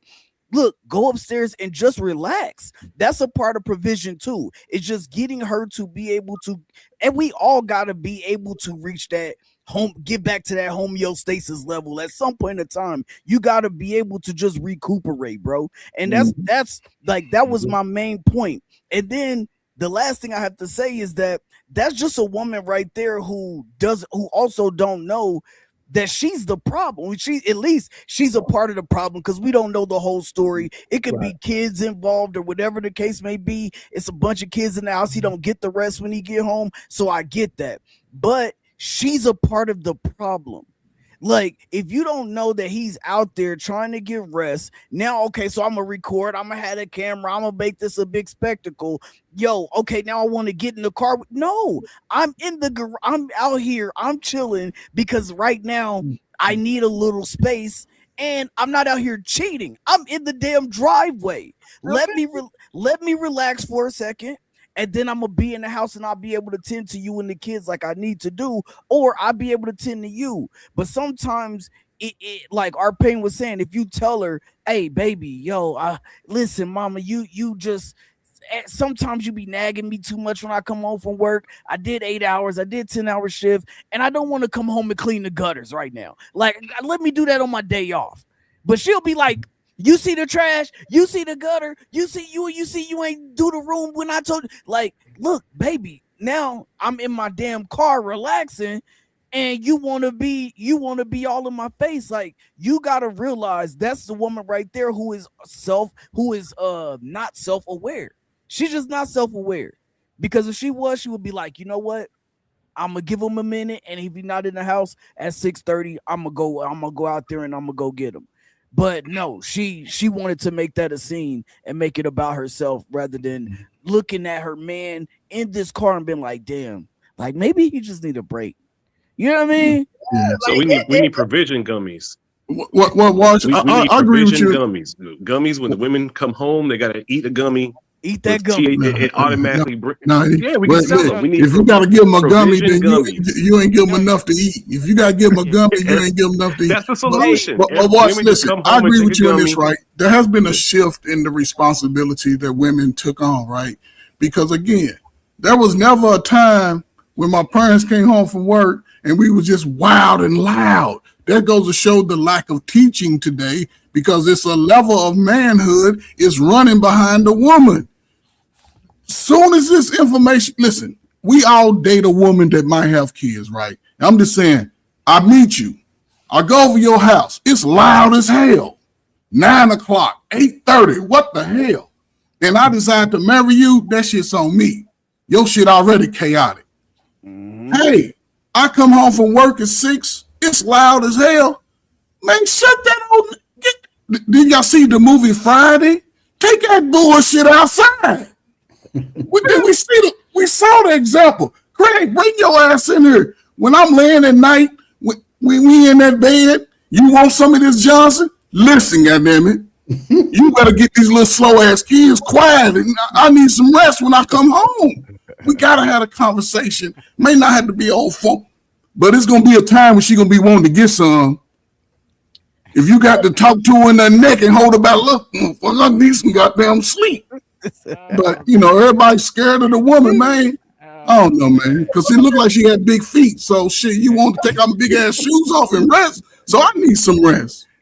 They scared of women, like we're scared of police, but you don't need gummies. What you need is H2O. That Johnson, CBD water. No, you just give her that. You just give her that. You just give her that Acrite. Exactly. You give her that Acrite. You let's lay her down. Let me get some sleep. Don't make me a sandwich, goddamn it. Yeah. Put the kids to work. That's the problem with us today. Put them damn teenagers to work. Get outside, cut the grass, trim the hedges, climb up on the roof, clean all that shit. Because I'm glad my daddy wasn't paying bills and he had 6, 7 teenagers in the house. He wasn't doing shit but work and sleep. My daddy used to sleep all weekend. So come on, man. You don't be doing no work. You got kids that can pick up their little nasty drawers and toys and eat and shit. Put their ass to work. We ain't got the smartest kids no more. Kids a little slow. So if you can slow, you can work. You want something? You want some Jordans? Jordans are 200. I need at least 40 hours a week out of you. Bring me your A and B honor roll. And listen, A and B honor roll, your ass still cutting the grass. Come on, man. Oh, shut up. Your daddy was a wise man. We he had do all the our kids job. so that he could have free labor.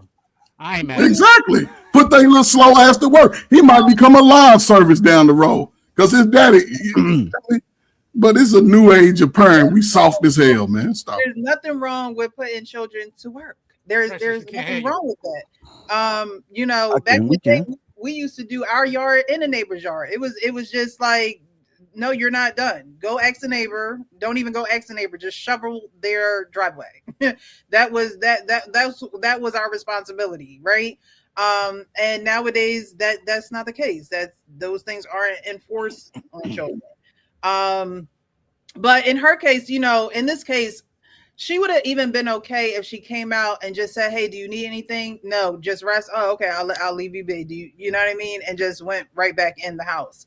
But I think that's an important video that the man prior to the last video was speaking about, because I think that the time from departing from your significant other in the morning, and then when y'all are reunited again in the evening after work, after you have gone about your day in your own separate, you know, workforces or whatever the case may be, and then you come back together, you would think it would be known that you need that time to recharge. But there are some women that just, you know, want to live in their man's skin. And it's like, you know, these women have to understand that you have your individuality. I was struggling for sure.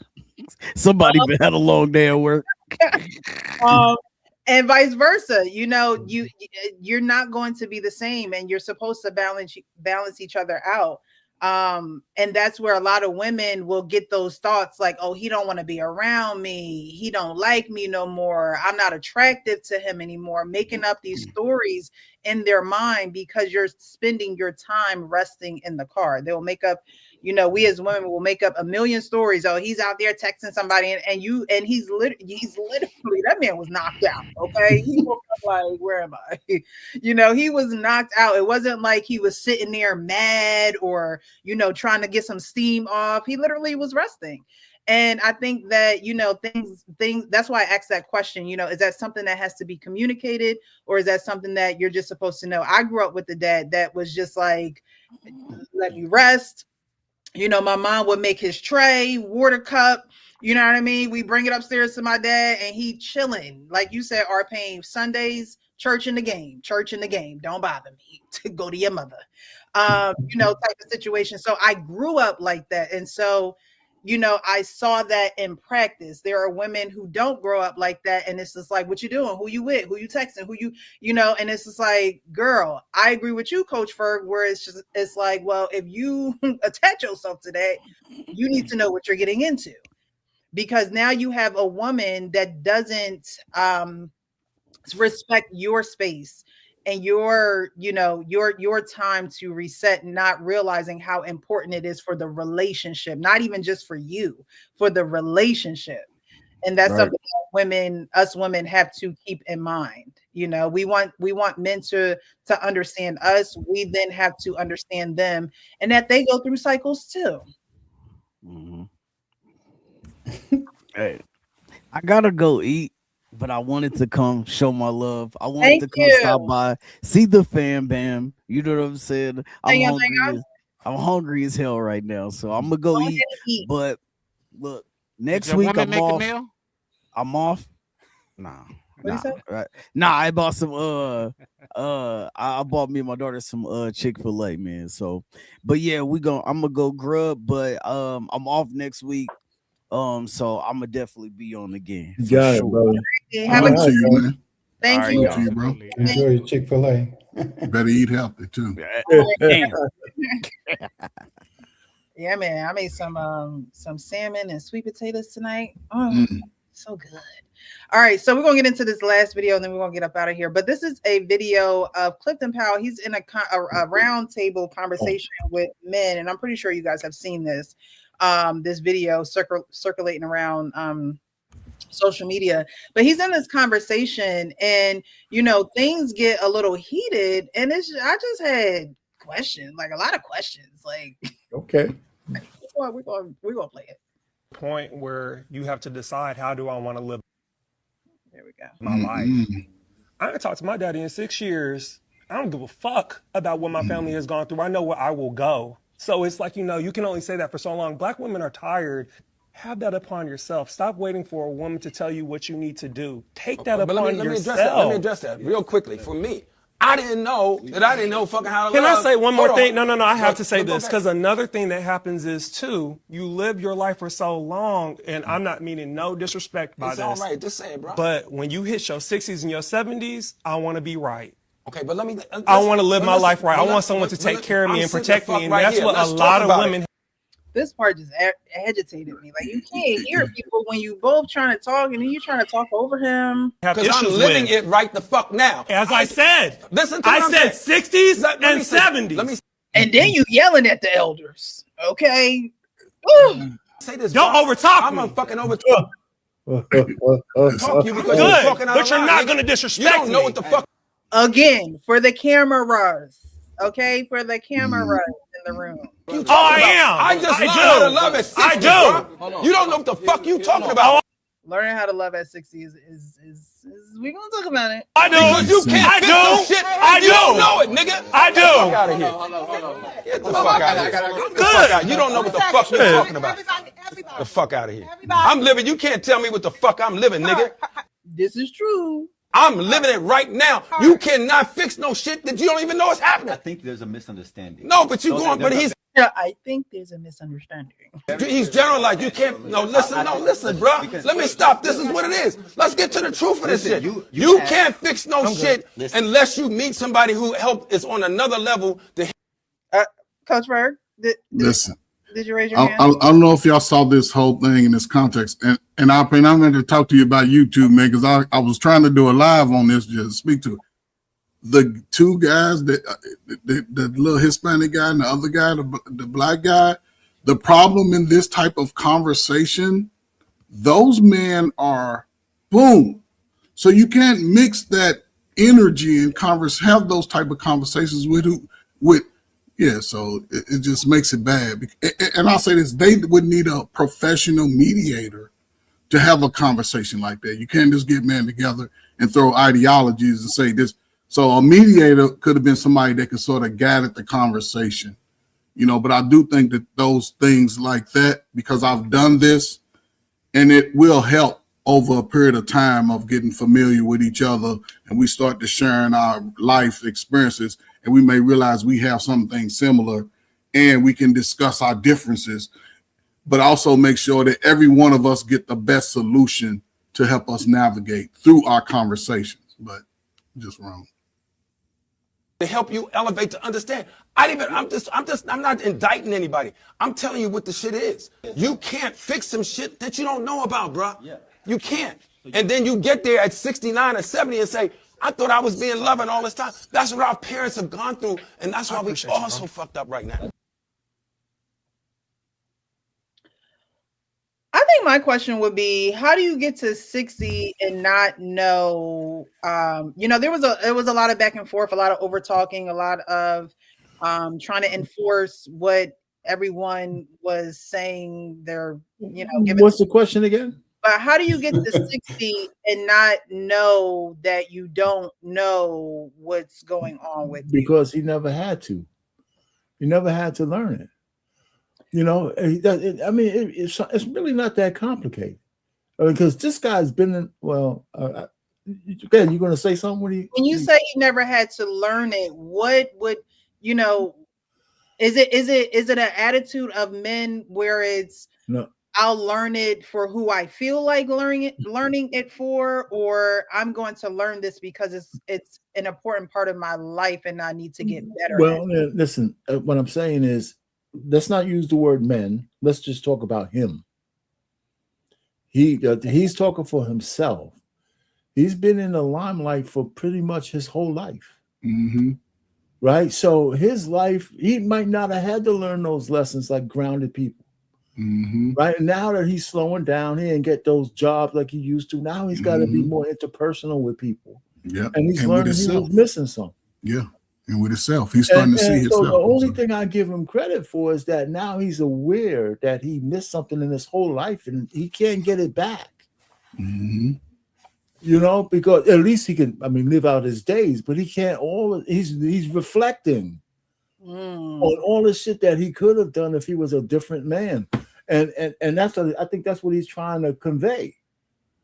And he's admitting that he has this hole in his life that's by his own doing.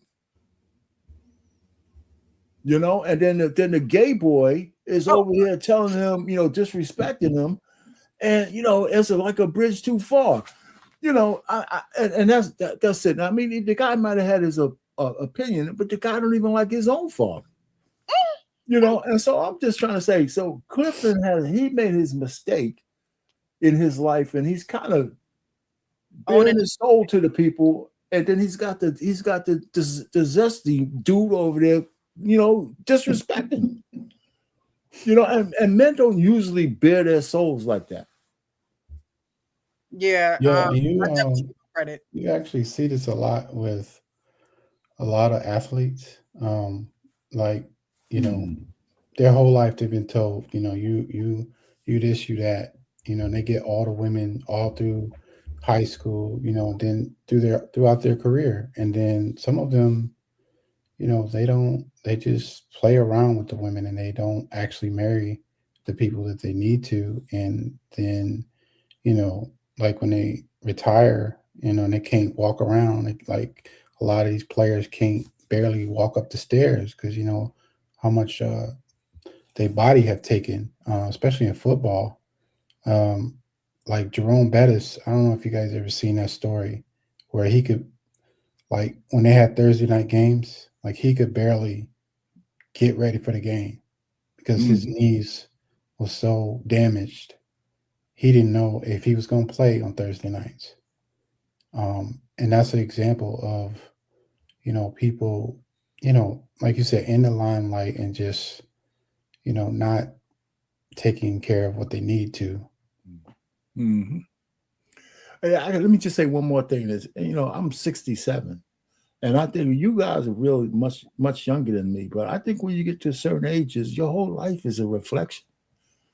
You start thinking about shit, man.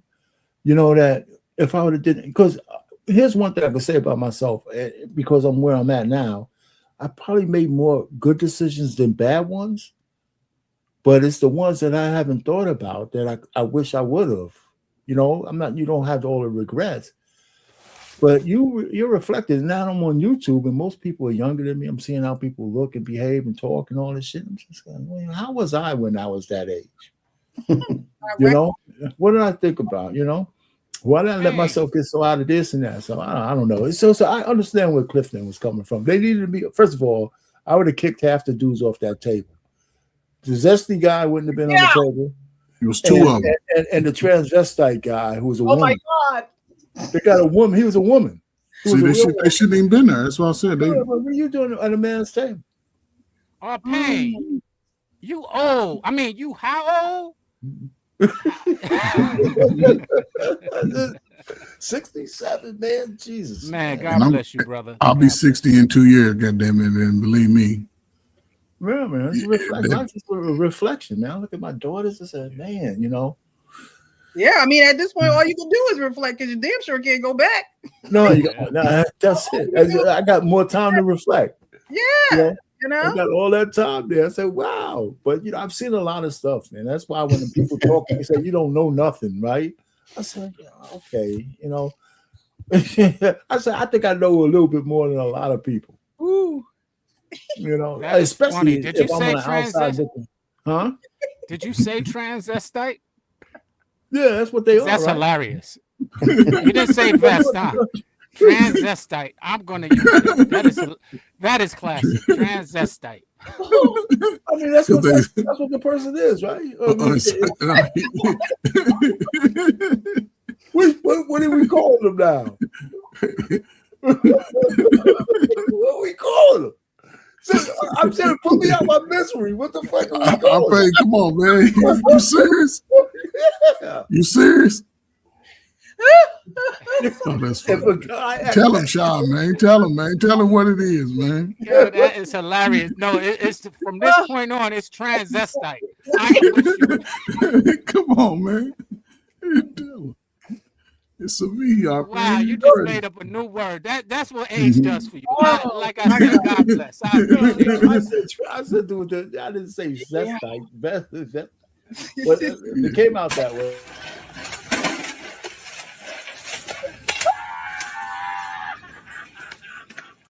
Oh my God.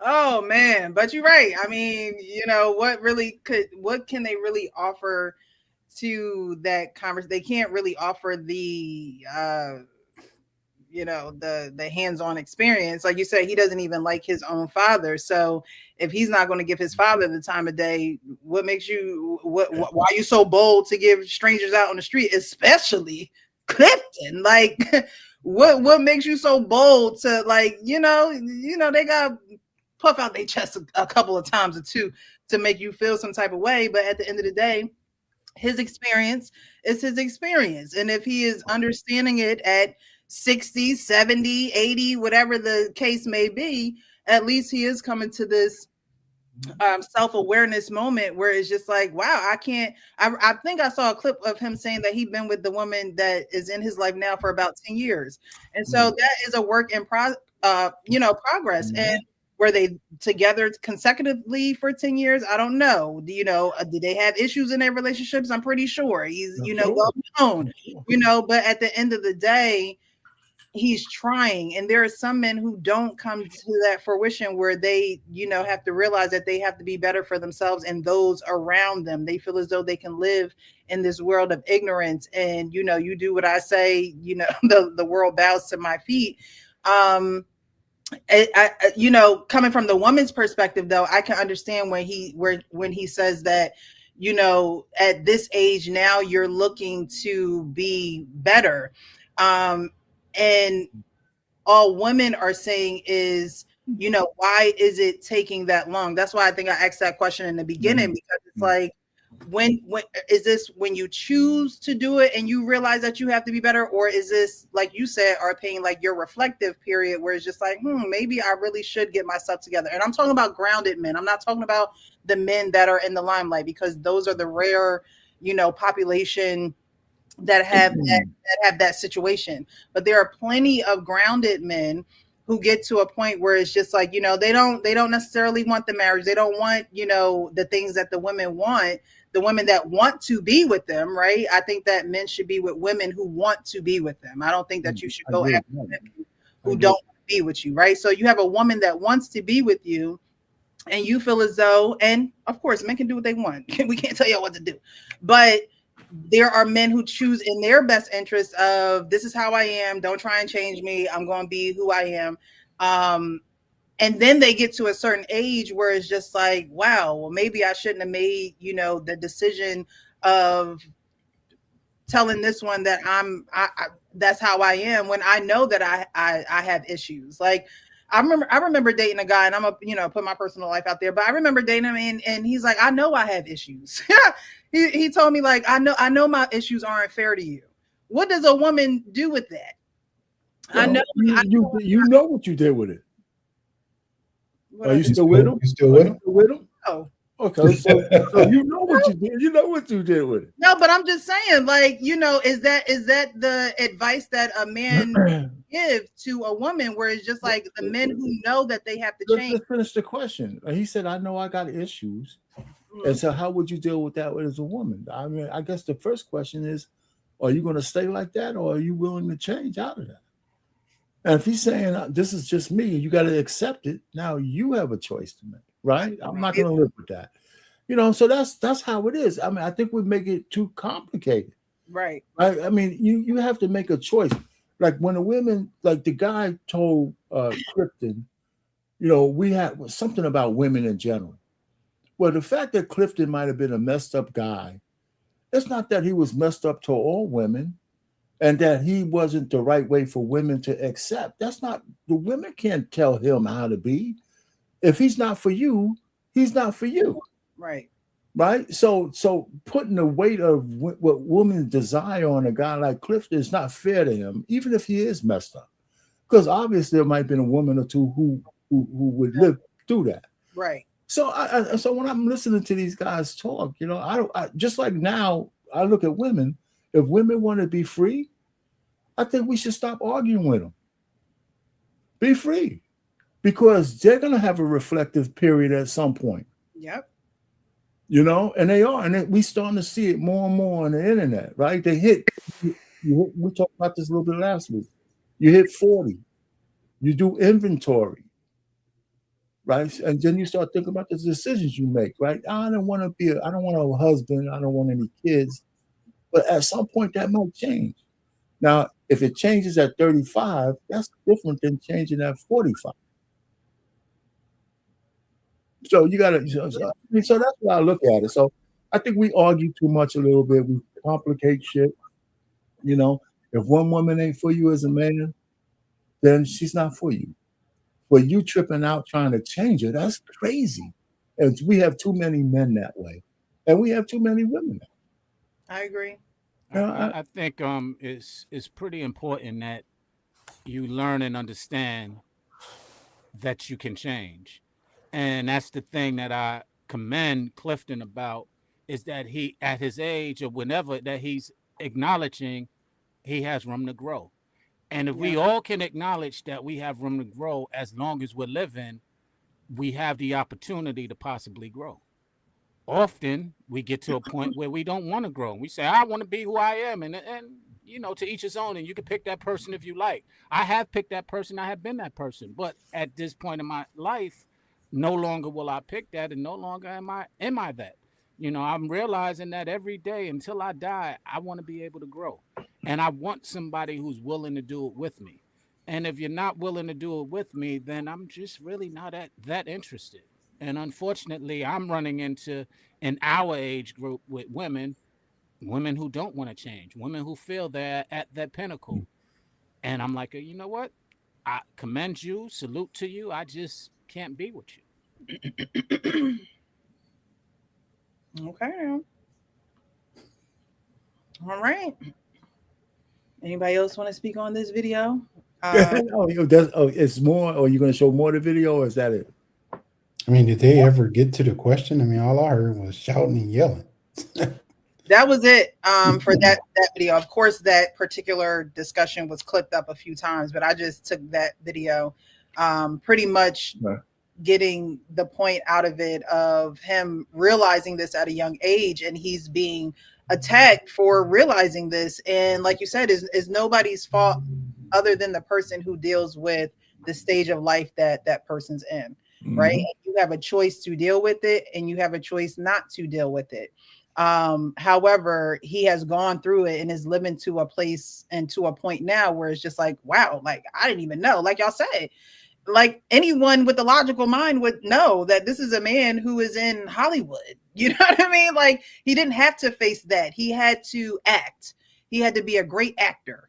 And with it being a great actor, you're always in a world that is other than reality, right? You have to immerse yourself into a false reality.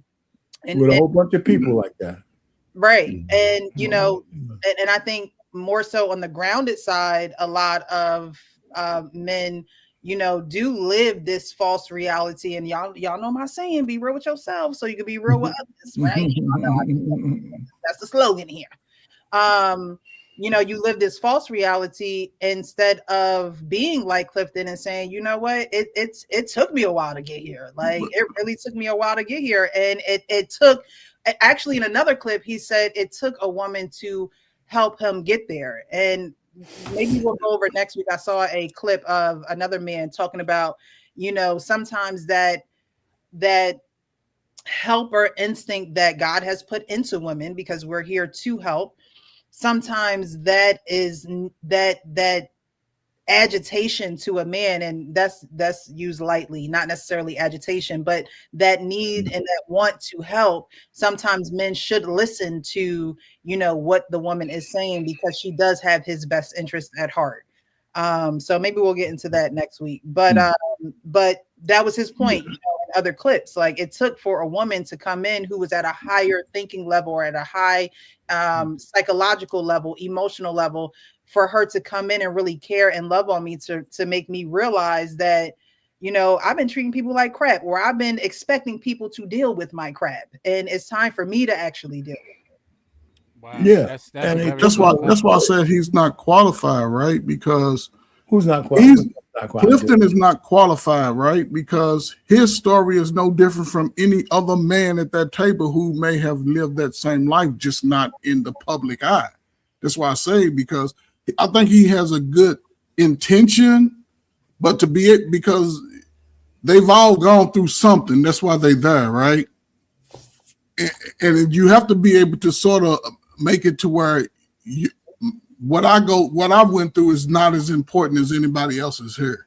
Now, we may find out through sharing that we got some similarities, but the dude that was like that, he started talking about how women are victims. And then you got to look at, because when I work with people, I learn how to live. He said something very crucial.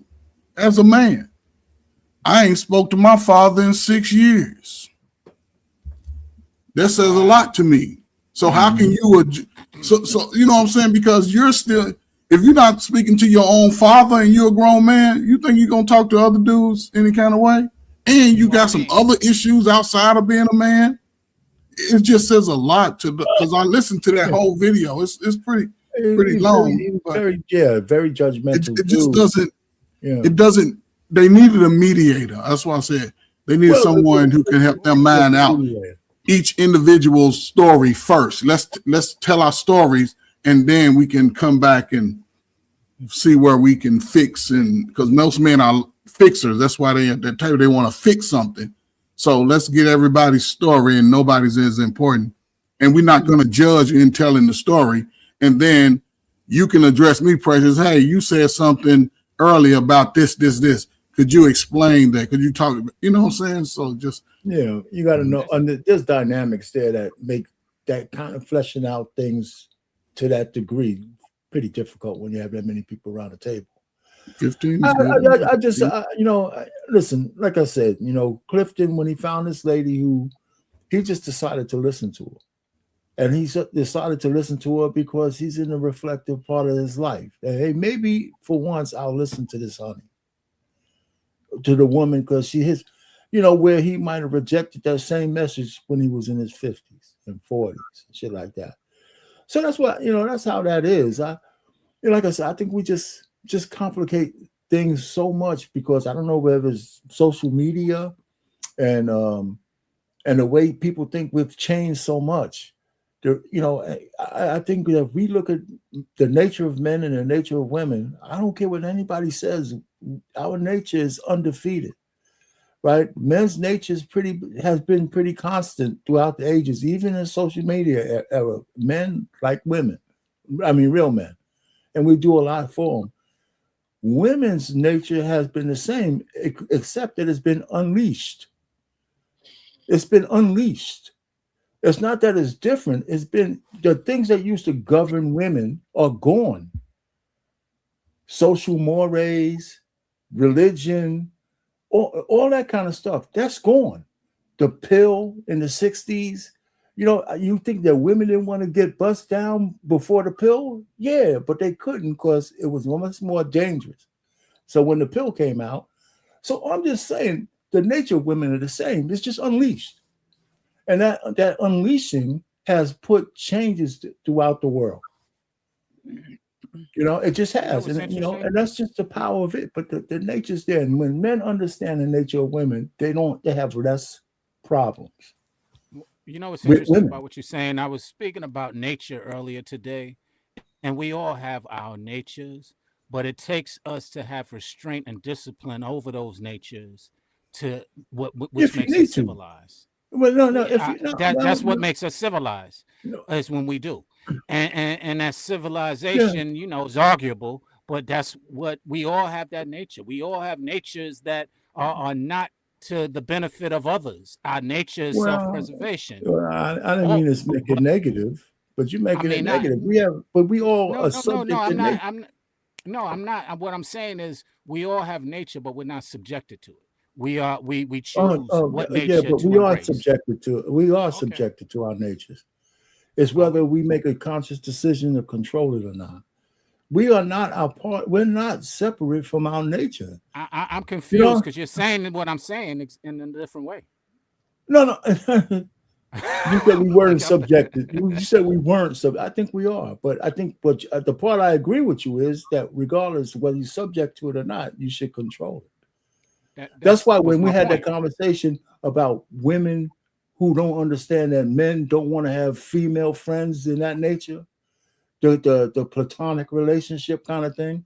It's not that men don't want to have platonic relationship, but if we ain't doing nothing, I'm not going to be up under any honey who's just cute in intimate circumstances and shit like that. Why am I there?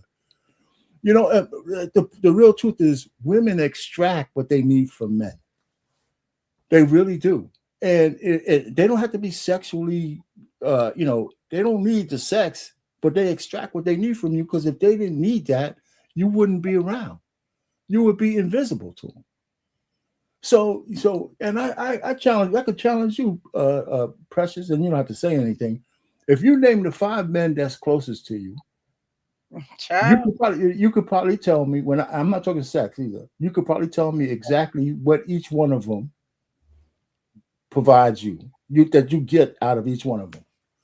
I don't want to make it negative, but I'm just saying. Well, I'm just like, why they there. I don't keep people in my circle so they can provide for me. I'm just not one of those women. See, now you made it negative. I mean, you just have random. You don't have any random male orbiters. No, that's for good. What? What is the reason? Like Cardi B said, like, what is the reason? Those women who just have men just around just because, like, or that are just showering me with gifts and whatever. Whatever, showering you with whatever. Because because I think that I'm not somebody that's going to just receive things from men, because men are there. You know, there are men who will give from their heart, but there are that. Most men want something. That's exactly right. Yeah, men and women both. What you want? Men and women both have manipulative ways, and giving is part of the man's manipulation. Right. I just don't have time to partake in that game with you. So, you know, it has to be something that, you know, is an exclusive type of thing. Like I just don't do that. I appreciate the answer, because I'm putting my thesis together. Yeah, like I just don't see I just don't see the need for it. You know what I mean? That's good. I think that's really good, because you understand that men at some point, if they're gonna seek reciprocation. Yeah, like whether they do it physically, but they're gonna be thinking about it. Yeah, that energy is gonna be in the air. You keep forgetting that's why her name is Precious. Because she's a gem. That's not why, but we can go there. No, I don't know. That's good. That's good. I needed that. I was raised different too, right? Like I was raised in a 2-parent home thanks to adoption. Like that was the wonderful thing about adoption in my case. While adoption was traumatic for me, it actually gave me different tools in life and different disciplines, and it makes me look at things differently because of how my parents raised me. And you know, that just wasn't, you know, I didn't see that growing up. You know, my mom was married to my dad. You know, I didn't see her have people in her life to do things for her because she was tired or she didn't want to, or no, it was a commitment, and that's what it was. You know, we got business here. This is our business here. You know, so I just don't live that life. I really don't. Oh, I believe. Plus, I'll be busy, child. Like you get in where you fit in. You know, like I just don't have this idle time to just, you know, provide. Like it would, we would have to like really be onto something, doing something for me to give you my attention. Yeah, I'm with you. All right, y'all. Well, we are at the end of the show. We're going to go for final thoughts, and then we're going to get up out of here. But before we do, thank you guys so much for watching. Whether you were here from the beginning, you stayed throughout the end, you are part of the replay gang, definitely subscribe to the channel, the Real Precious Network. On Tuesday night, we have the Adoptee Foster, and then on Wednesday nights we have the Men's Forum. Anyone is welcome to come up on the platform. I do link the live link in the comments, and so you're more than welcome. But I appreciate you guys participating, the engagement in the chat. I really do appreciate you. We're gonna go around with final words, and then we're gonna get up out of here. We'll start with you, 3 a.m. Thought Club. I enjoyed the craziness, I guess. It was I guess. A good crazy.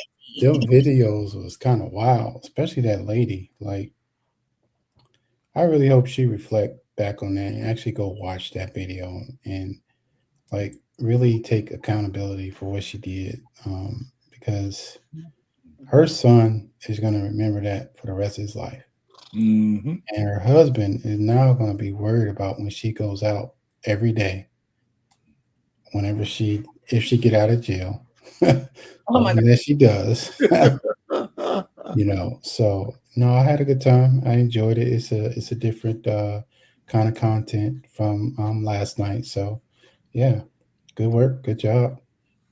Thank you. We gotta know how to shift gears and pivot over here. We sports players. All right, Sean, your final thoughts, and thank you again, 3 a.m. for joining us. I really appreciate you. You don't have to, but you do. So thank you. Sean, final thoughts? Yeah, well, thank you for having us. 3 a.m. Thank you for joining us in this environment, and your perspective is definitely embraced. So I thank you for it. As well, Payne, Precious, Ferg, I'm glad to see you guys. I miss you guys. Like I said, it's Frank, everybody who joined us. So thank you for being back. And to your point that you just made, I think we all need to be reflective on ourselves as well as with others, so that we can start getting some resolutions to some of the things that we're challenged with and that we're strained with as a community, as a race, depending on, or as a family, depending on which one you're involved in or where you have passion. And I think that when we start identifying our similarities, and a lot of people say you're not supposed to judge, but I think we are here to judge one another. And when we take on that responsibility to be able to reflect and judge with each other and trust each other's judgment as opposed to defend the offense that we might feel, we might start getting places. So I hope these are steps towards getting there. Thank you, Sean. I appreciate you. Thank you so much for coming up on the panel this evening. Coach Ferg, final thoughts? Listen, Precious, great show. Sean, I agree with you. I mean, I'm going to disagree because I'm here to shame the foolery in 2026 and beyond. I'm just here to shame, you know what I'm saying? I'm not here to judge people. We all go do stupid stuff. They talked about me when I was a kid. I'm going to talk about black folk. I love black folks so much. I'm going to talk about us till I leave this earth. And I do it out of love, man. And my man, listen, when I say the little slow kids, I retired work. I love young people, man. Dealing with these grown folk, I'm shaming your ass. If your mom and daddy didn't tell you, your big auntie, somebody, or you disrespected them, and you do some dumb stuff, Get your ass back in the car. Thank you, Mr. Officer. Baby, what you want to eat? I'm sorry to send you through that. Don't let nobody know what happened. I'm gonna save this video for court, and I'm gonna take you out of school, and we're gonna get you some money for your new Jordans when we sue. You know what I'm saying? They might, but again, man, we gotta be grown. Sean, I'll say this: when we start having these meetings with the police, tell them specifically, I need white officers to show up. Because every time we do it, we got our nephew cousin who's on the police force coming with some brothers, and they listening to our same story. So say we want some white officers, the white chief, to come and sit down with us. And when they come, show them that all those narratives that they throw at us ain't true. Show them with some dignity and hit them with our YouTube intellect. Because we all smart as hell on YouTube. So just use it in a tactful way, and we can get the results we need. And when they say show up in your neighborhood event, your neighborhood vote, take you and your slow 18-year-old son who ain't doing shit down to vote. Make him know that he's a part of the community. And he's part of the protection of the community. It's just unfortunate that 2026, we got 40, 50-year-old women trying to wrestle the police and then play victim on the end. I'll say it's not, shut up. Me and my wife talk about these things. I'm going to bring this topic up. Listen, sit your old ass down. Get home. But again, it starts with protection. My man sleeping in the car, bruh, sit your family down, have a conversation, man, and have that real conversation and let everybody know. You putting yourself in danger outside, no telling what could happen. Somebody trying to catch a lick, catch you there, then you just, so, but demand that peace, man. And I'm not saying leave your wife, man, but if you got to go to bed, knocking her down, when I say knock her down, I mean, making love in the sheets, knocking her down until she get an understanding of, hey, I need the things that I need to make sure our house is whole, because the house has to be whole. So, but put them dumbass kids to work. All teenagers must work. Everybody, they get off on weekends. Remember cartoons on Saturday? That's right. Everything else, your ass work. Right. And when I cut the lights out at 9 o'clock, everybody cutting the damn lights out. Go in your room, get on your tablet, get on your phone, and talk to your dumbass friends who go, hey, you messed up out here. But hey, yes, it's the best sometimes. Everybody get the best results out of that. So yeah, but she gotta really like you for the angry hunching. Okay? No, she like. I really like you. Angry hunching is something. Well, sit there and close your eyes and imagine something. Right. Anyway, Coach, when you said that, I just had a picture. Her with you had a list of demands on her back while you hunching. Oh my God. That's hilarious. Harry's stroke is another one of these. Oh man, y'all are hilarious. I think I'm gonna have to do that shit. That's funny, man. Listen, that's funny. Anyway, hey, Airplane, thank you so much. We ain't talking about those zestiles. Transvestites. Well, anyway, listen. One of the things I guess I'm mellowing on these things. I look at this whole YouTube thing as like a macroscope.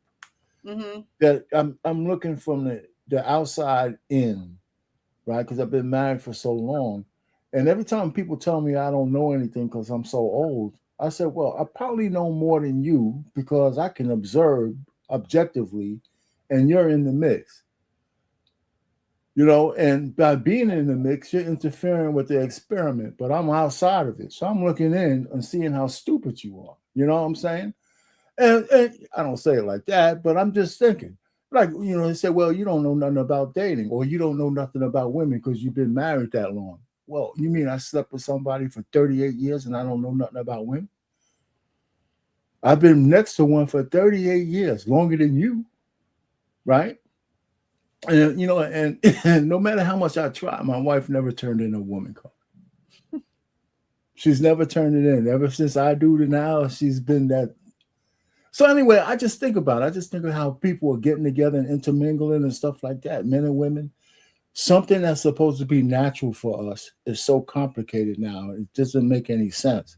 You could tell it's programming. You could tell it's propaganda. It's all of these isms that are happening to us, and and a lot of people are being affected by it. Yeah, Being afraid of each other. You know, some women think that all men are dangerous. Some men think that all women are just not worth a dinner. Actually, when I dated, I could have a dating life because I could budget it. But I can see where men are coming from now, because a regular dating life costs you $1,000 a month if you're trying to pick a woman, because nothing's cheap. You know, well, hey, if a woman telling you she ain't going to Cheesecake Factory, I'll go. Let's go. and that's $200. I want my. You can drop 2 beans in the Cheesecake Factory pretty easy. But I'm just saying, but the guys are having their own problem, women are having their own problem, and they need to figure it out. I'm a pro advocate for marriage. I'll end it here. But the way people look at marriage, I'd rather them not get married because they're messing up my statistics. If you can't stay married, don't get married. If you can't go through the vows and don't treat it like a Chinese menu a la carte and shit, this one is okay, that one is okay, but this one's a little shaky, don't get married. Don't. You know, but you know, that's what I'm saying. So I just end it there. I just think people are making life too complicated. You know, and they're caught up in the mix. They're just caught up in the mix. There's nothing wrong with Cheesecake Factory, okay? Because every time I go, I got to get my buffalo bites. Like, I haven't been there in a while. I need to go. What? My buffalo bites, my little bourbon, little drink. You know. Good time for me. It's a good time for me. Okay. I don't know what these women be talking about. We eat. I know. That was a good skit. My belly is. Hey, thanks for everybody. Hey, nice meeting you, 3 a.m. Thank you, Arpina. I appreciate you. Thank you. Tonight went well. I appreciate you guys again. I can't say it enough. Those who have been watching, thank you so much. I think in all of the videos, you know, there was room to not necessarily point the finger, but to have some accountability on both ends. You have a Black woman with her Black son in the car and during a routine traffic stop, and the woman was wrong, and so was the cop, right? You have a woman who is coming out checking on her husband who has been asleep in that car for an hour. And he tells her, I just want some rest, right? And so, you know, now she's proceeding to get in the car after he said he just wants some rest, child. He didn't say he wanted to play pity pat. He said he wanted some rest. So both of them, like you said, like you guys said, the men have to be vocal in that manner of setting order for the home, just like the woman sets order with the children and schedules and, you know, being able to do things in a timely fashion. So the house is at a certain level at a certain time. And so those testosterone levels can rise for y'all.